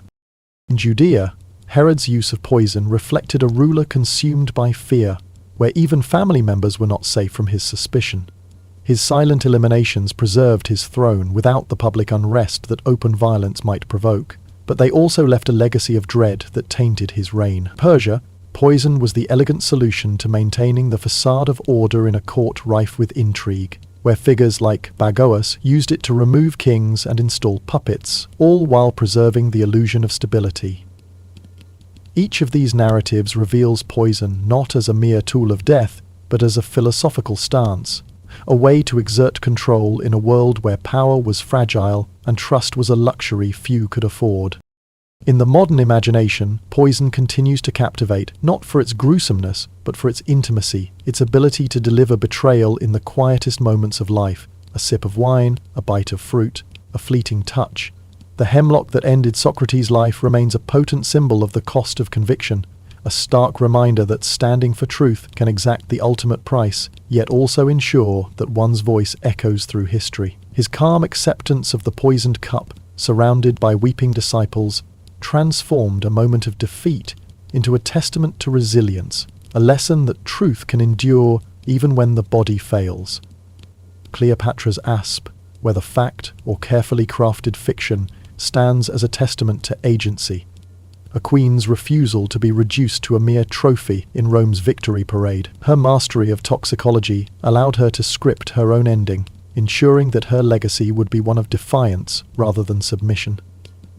The mushrooms that felled Claudius speak to the ruthless ambition of Rome, where even family could become collateral in the relentless pursuit of power.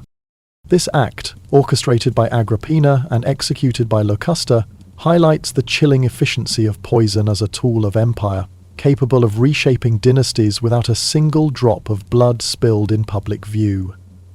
The Vishakanyas of India, with their lethal allure, continue to haunt the imagination, warning of the dangers hidden within desire, where beauty can conceal a deadly intent. These stories endure because they transcend mere mortality, speaking to the core of the human condition.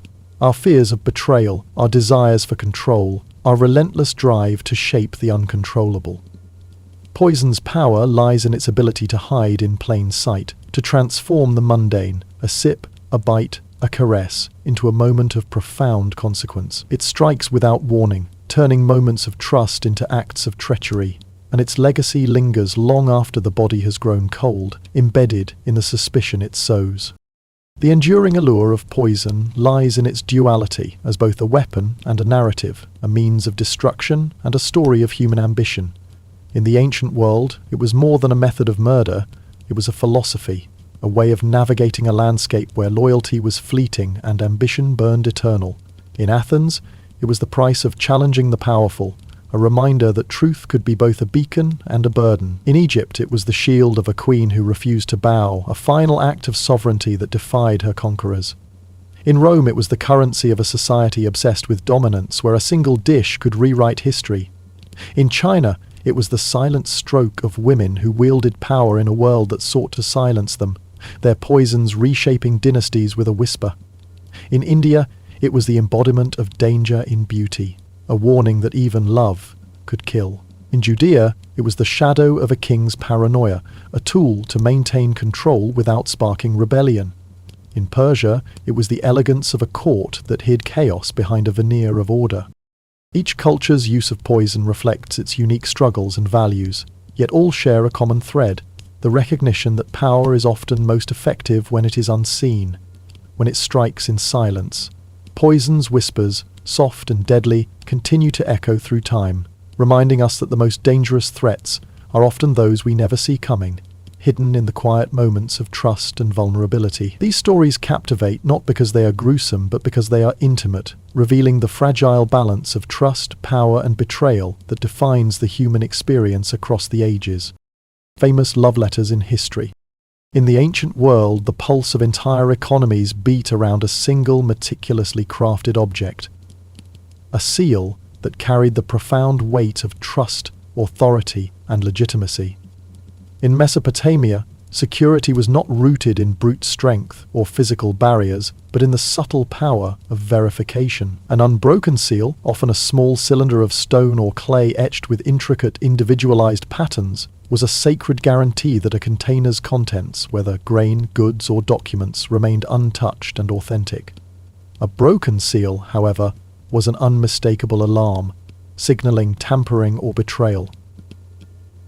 This ingenious system birthed a revolutionary concept: identity as the foundation of security. A seal was far more than a functional tool. It was a tangible emblem of trust, a mark of personal or institutional power, and often a legal signature that carried the weight of law itself. To lose one's seal was not a mere inconvenience. It was a catastrophic loss of identity, akin to erasing one's name and authority from the world. These cylinder seals, each uniquely carved with motifs ranging from divine figures to celestial patterns, served as one of the earliest forms of two-factor authentication. They were neither passwords nor codes, but physical artifacts that declared with unyielding clarity, "This is mine, and only I hold the right to access it." The seal's significance extended beyond commerce, touching every facet of Mesopotamian life. Trade agreements, royal decrees, and sacred offerings all relied on these tokens to ensure integrity and ownership in a world where trust was both precious and precarious.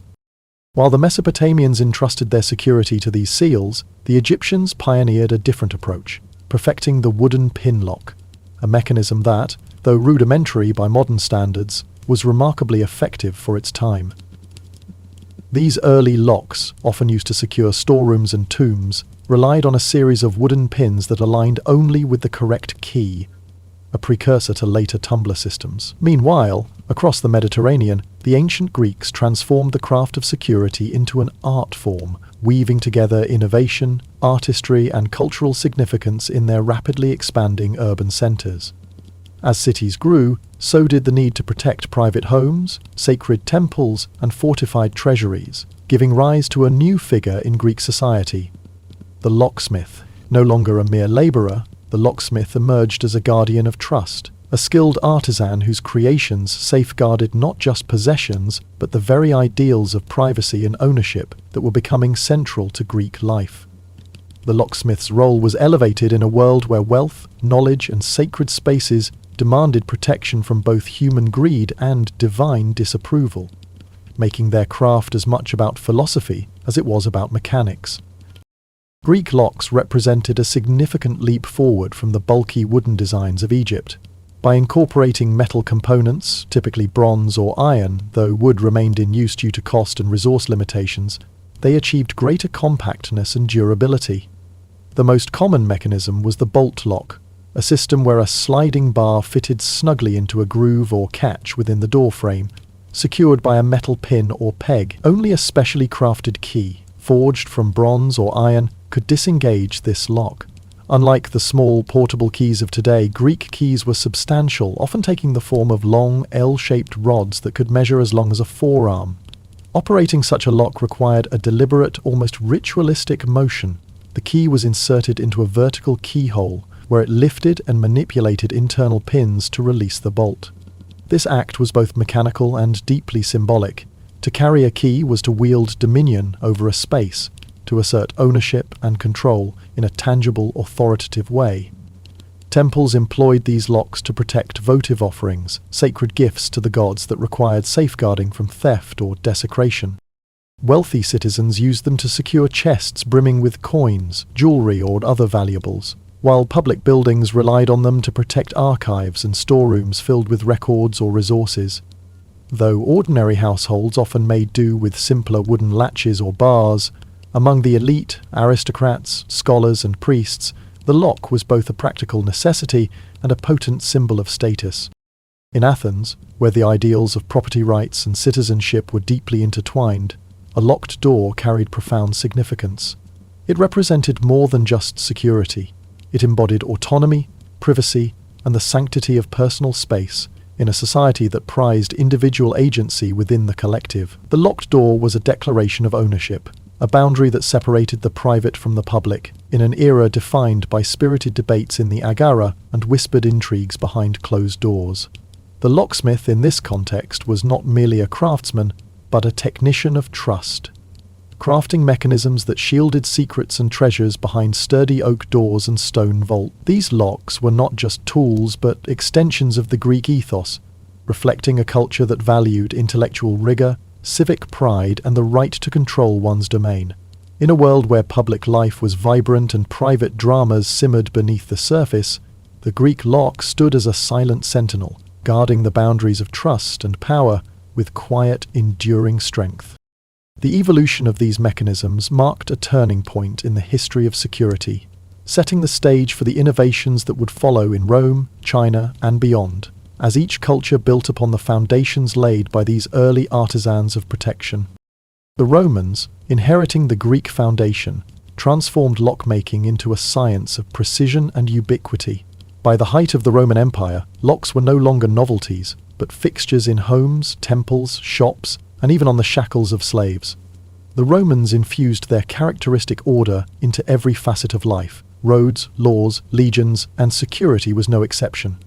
Security in war was no exception. Their locks, crafted primarily from bronze and iron, were smaller, stronger, and more resistant to tampering than their predecessors. The warded lock became the standard, an ingenious system where only a key with precisely cut notches could navigate the lock's internal obstacles, known as wards, to rotate and release the bolt. A key with incorrect cuts would fail to turn, rendering it useless. This design gave rise to the skeleton key, a minimalist tool capable of bypassing simpler wards, a favorite of both Romans and, unfortunately, thieves. The true marvel, however, was the Roman puzzle lock, a compact, intricately designed mechanism often embedded in chests or boxes. These locks demanded not only the correct key, but sometimes a sequence of precise movements or pressure on hidden points to open. Some featured false keyholes to confound intruders, making them the ancient equivalent of a combination safe. Roman keys themselves were often elegant, sometimes crafted as rings worn on the finger, a fusion of utility and adornment. Carrying a key was a status symbol, a declaration that you owned something worth protecting. Chillingly, locks also appeared on slave collars, inscribed with phrases like, "If found, return to master," serving not to protect valuables, but to enforce human ownership. In Rome, security was as much about power as it was about safeguarding gold, letters, heirlooms, or secrets. A key was personal, tailored to its lock, ensuring that only its owner could access what lay behind it, whether treasure or truth. While the West honed its keys and bolts, the East crafted mechanical marvels that blended utility with artistry. In ancient China, lockmaking was not merely functional, it was a reflection of harmony, precision, and spiritual balance. By the Zhou dynasty, around 100 BCE, Chinese artisans were forging all-metal locks, primarily from bronze and later iron, that were compact, portable, and mechanically sophisticated. Unlike the conspicuous systems of Egypt or Greece, Chinese locks were designed for discretion, seamlessly integrated into chests, cabinets, and gates. The iconic Chinese padlock, known as the suo suo, was typically barrel-shaped or rectangular, operated by a flat key inserted at one end. Inside, a series of spring-loaded tumblers or pins, aligned only with the correct key, freeing the bolt. This pin tumbler design echoed Egypt's earlier innovations, but was refined by the Chinese into a smaller, more durable form. Some locks were sculpted to resemble animals or mythical creatures, dragons, tigers, turtles, infusing practical security with symbolic protection. A dragon-shaped lock was not just a barrier, but a guardian, its form evoking power, vigilance, and good fortune. China also pioneered trick locks, early puzzle locks that required multiple steps or deceptive maneuvers to open, challenging the user's intellect as much as their ownership. Scholars and officials used these to secure not only money or jewelry, but also vital documents, calligraphy, or family heirlooms, emphasizing that security was a matter of mind as well as matter. Locksmithing became a revered craft, with some artisans guarding their techniques as closely as the locks themselves, passing secrets down through generations. Others shared innovations that traveled along the Silk Road, influencing security practices as far as the Middle East, where Chinese designs mingled with local ingenuity. In ancient India, amidst the grandeur of temples, the wisdom of scrolls, and the labyrinthine corridors of palaces, security was elevated to an art form, imbued with ritual and spiritual significance. Though fewer Indian locks survive compared to Roman or Chinese examples, Sanskrit texts and archaeological discoveries indicate that by the Maurya Empire, around 300 BCE, locks were not only in use but evolving in uniquely sophisticated ways. Crafted primarily from metal, these locks were compact, employing internal levers or sliding tumblers akin to those in China and Rome. They protected temple treasuries, sacred relics, and royal documents, safeguarding not just wealth but the sanctity of knowledge and faith. Indian ingenuity shone in its use of camouflage security. Carved wooden panels in temples and palaces often concealed hidden compartments or false drawers, guarded by trigger locks known only to a select few. A precise push or a twist of a carved motif, like a leaf or lotus, could reveal a secret space, their mechanism so intricate they still puzzle modern restorers. Texts like the Artha Shastra, a Mauryan treatise on statecraft, emphasize the importance of securing treasure, information, and royal property through secret rooms, double doors, and disguised locks. These were not merely mechanical, but psychological, designed to deter intruders by hiding the very existence of what was protected. Locks in India carried symbolic weight. A temple gate might be locked as part of a ritual cycle, opened only on sacred days, with designs incorporating lotus flowers, serpents, or sacred geometry that served as both deterrent and blessing. In Indian philosophy, protection was not about confrontation, but about redirection, illusion, and wisdom. A lock was as much a spiritual safeguard as a physical one. In the misty forests and icy fjords of northern Europe, locks were more than tools. They were declarations of territory, emblems of ownership, and sometimes talismans against unseen forces. Among the Celts of Iron Age Britain and Gaul, security was practical, relying on heavy wooden bars, iron door rings, and sliding bolts. Yet archaeological finds reveal padlocks and keys of surprising precision, often iron-forged, warded locks similar to Roman designs, likely adopted through trade or conquest. When Celtic protection extended beyond the mechanical, incorporating spiritual defences, homes were adorned with charms, threshold carvings, or amulets to repel not only thieves, but malevolent spirits, fairies, or ghosts. In their cosmology, security was both earthly and cosmic. The Norse, too, valued locks, particularly for seafaring and storage. Viking ships and chests were fitted with iron padlocks built to endure harsh weather and thwart theft or sabotage. Keys found in Norse burials, shaped like serpents, axes, or Thor's hammers, were both functional and symbolic of authority. In Viking society, women often held the household keys, a literal and figurative role, as evidenced by burials with elaborate key rings and belt-hung lockpicks. The key was a mark of status, trust, and identity. Norse mythology reinforced this, with runes used to seal doors and spells to bind or unbind fate, mirroring the lock's symbolic power. While less ornate than Roman puzzle locks or Chinese dragon-shaped mechanisms, northern locks told a story of iron, tradition, and superstition, blending the practical with the mystical.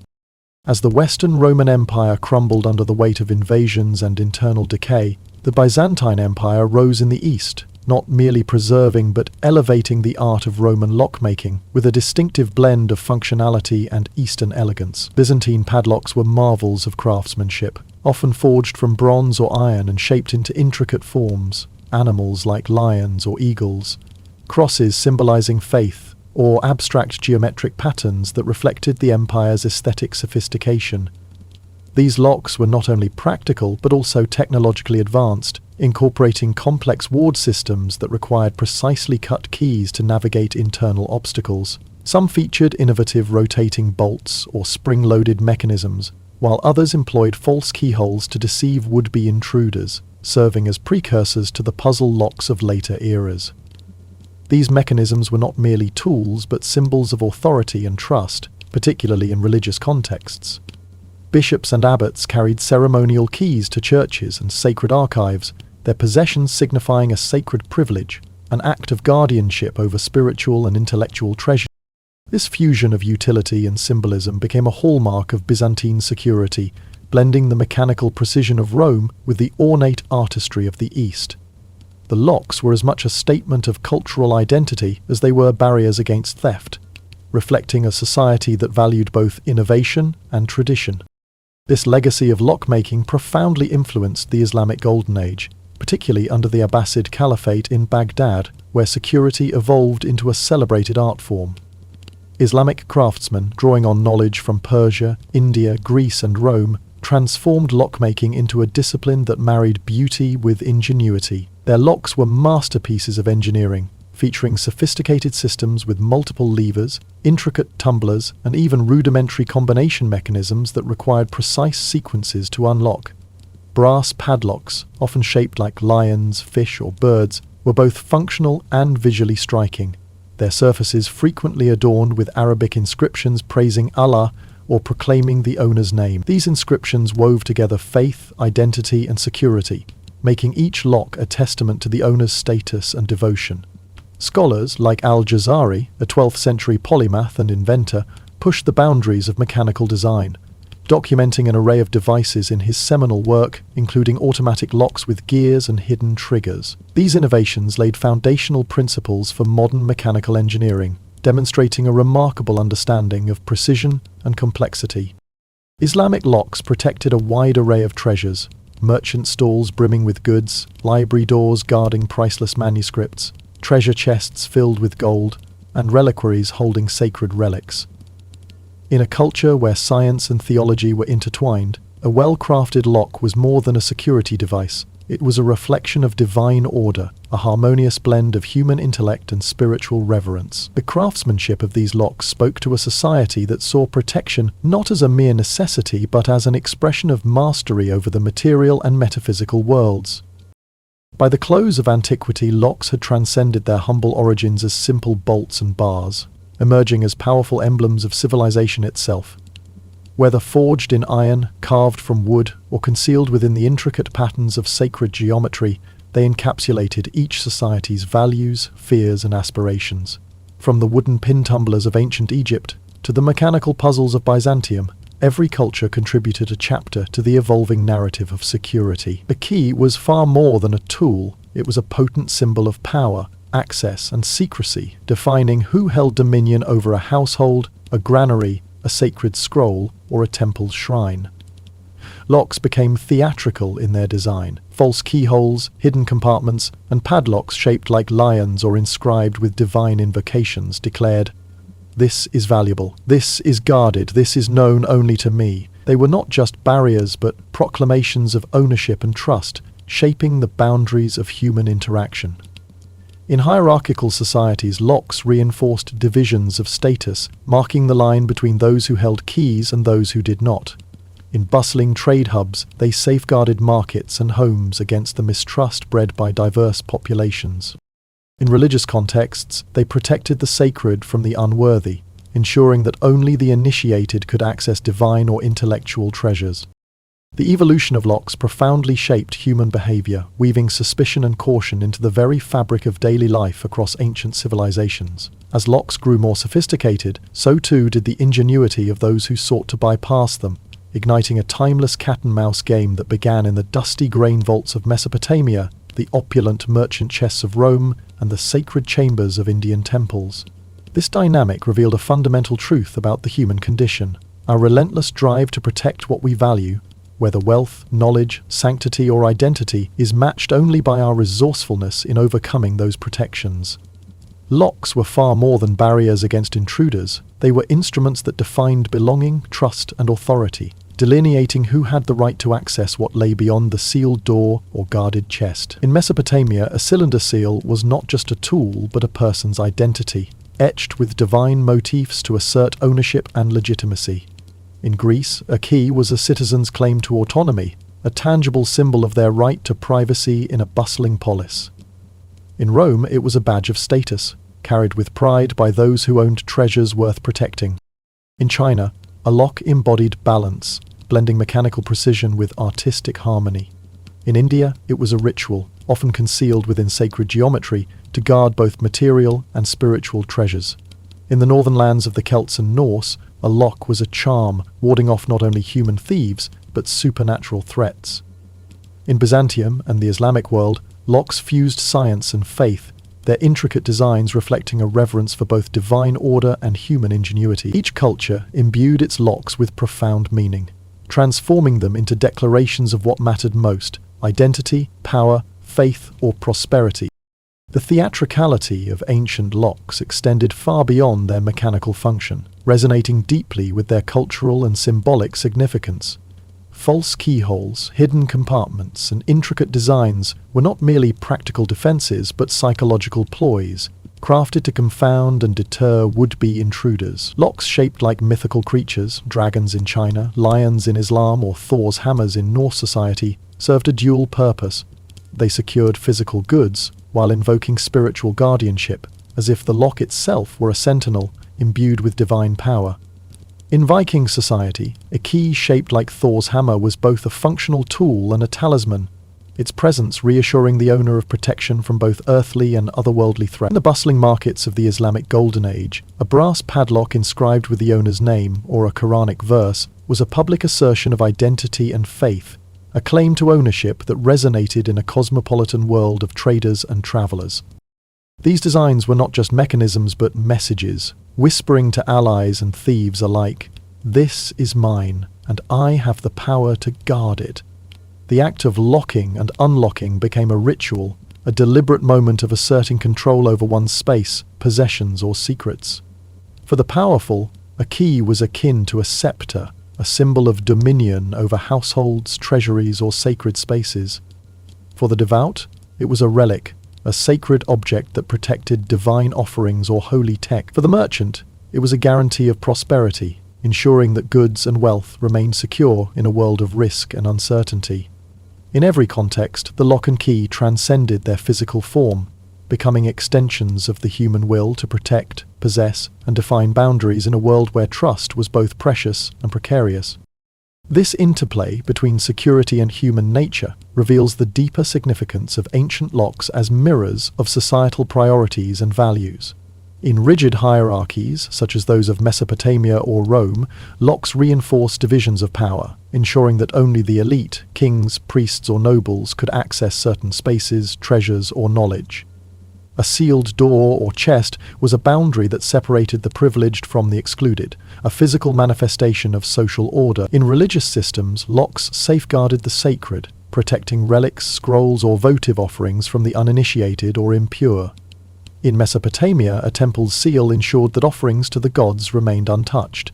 In Egypt, a pin lock guarded the treasures of the afterlife. In Greece, a bolt lock protected sacred gifts in temples dedicated to Athena or Apollo. In trade-driven societies, such as those along the Silk Road or in Roman markets, locks fostered trust in environments where strangers mingled, enabling commerce to flourish despite the ever-present risk of theft.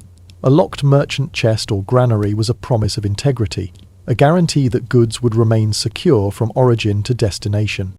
Yet the paradox of locks persisted. As they became more advanced, so did the art of lockpicking, a craft born in the shadows of these innovations.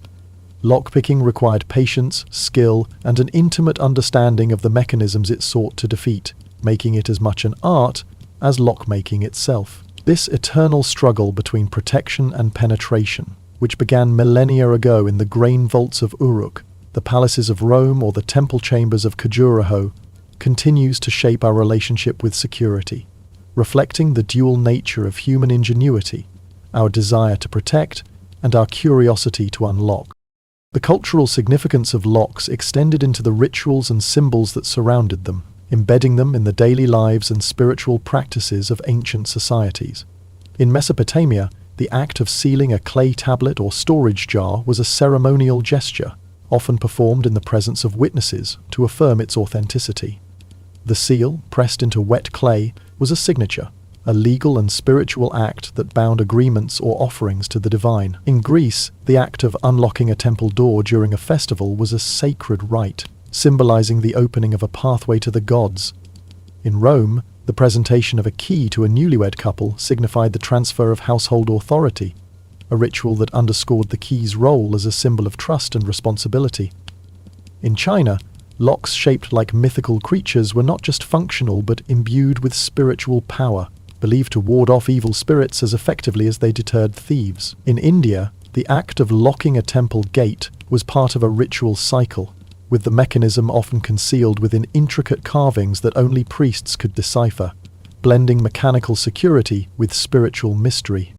In Norse society, the burial of a woman with her household keys was a testament to her authority, a final act of recognition that carried her status into the afterlife. These rituals transformed locks and keys into more than tools. They were sacred objects, imbued with the power to define relationships, assert identity, and connect the human with the divine. The evolution of locks also reflected the technological and philosophical advancements of their respective cultures.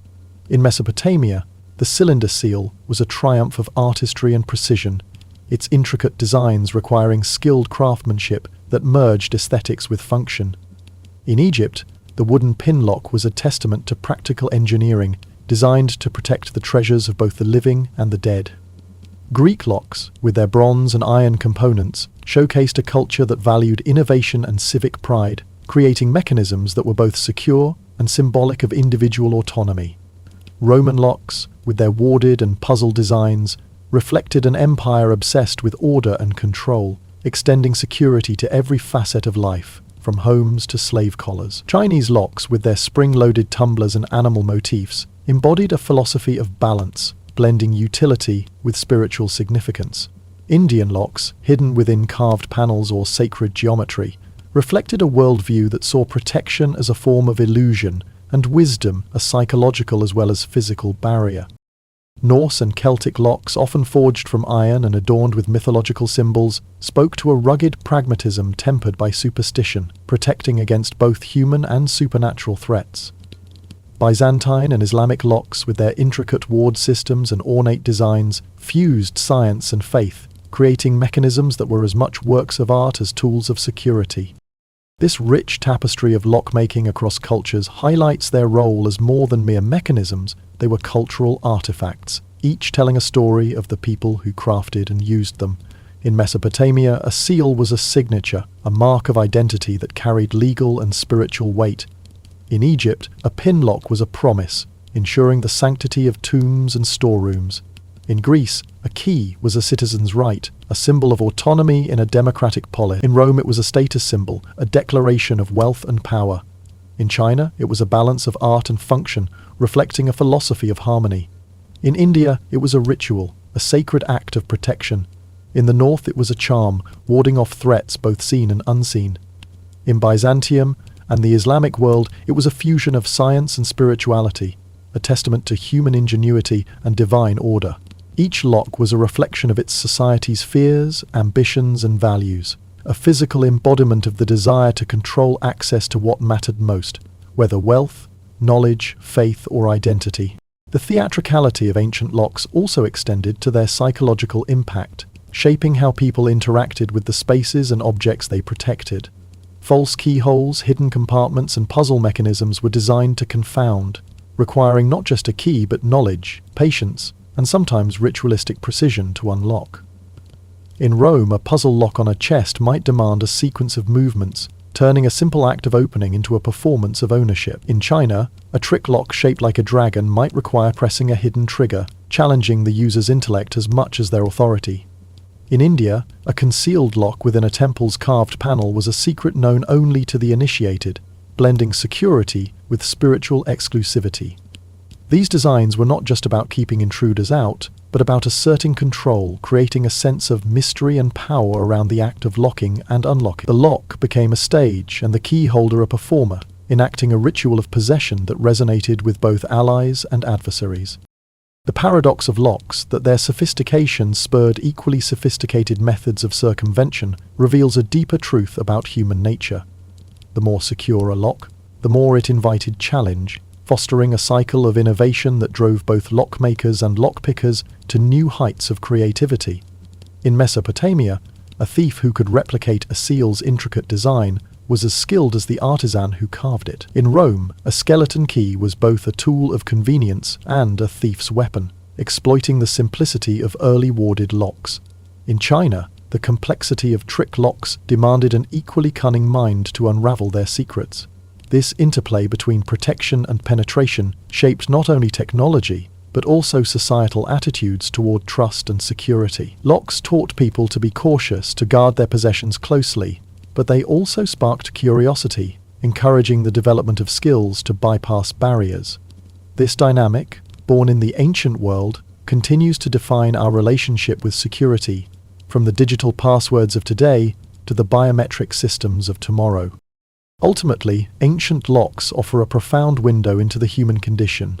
Our yearning for safety, our instinct for suspicion, our need to carve out private spaces in a public world, and our relentless drive to protect what we hold dear.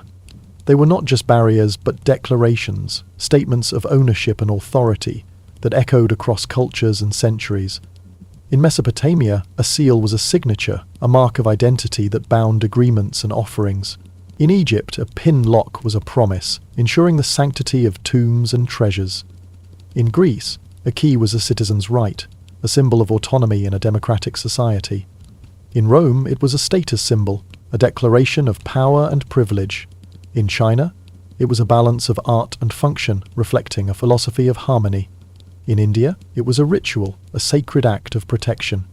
In the north, it was a charm, warding off both human and supernatural threats. In Byzantium and the Islamic world, it was a fusion of science and spirituality, a testament to human ingenuity and divine ardor. Each lock told a story, not just of engineering but of the people who crafted and used it, their fears, their ambitions, and their desire to control access to what mattered most. A locked door in the ancient world was more than a physical obstacle. It was a quiet, enduring proclamation, a whisper that echoed through time. This is mine, and only I may open it.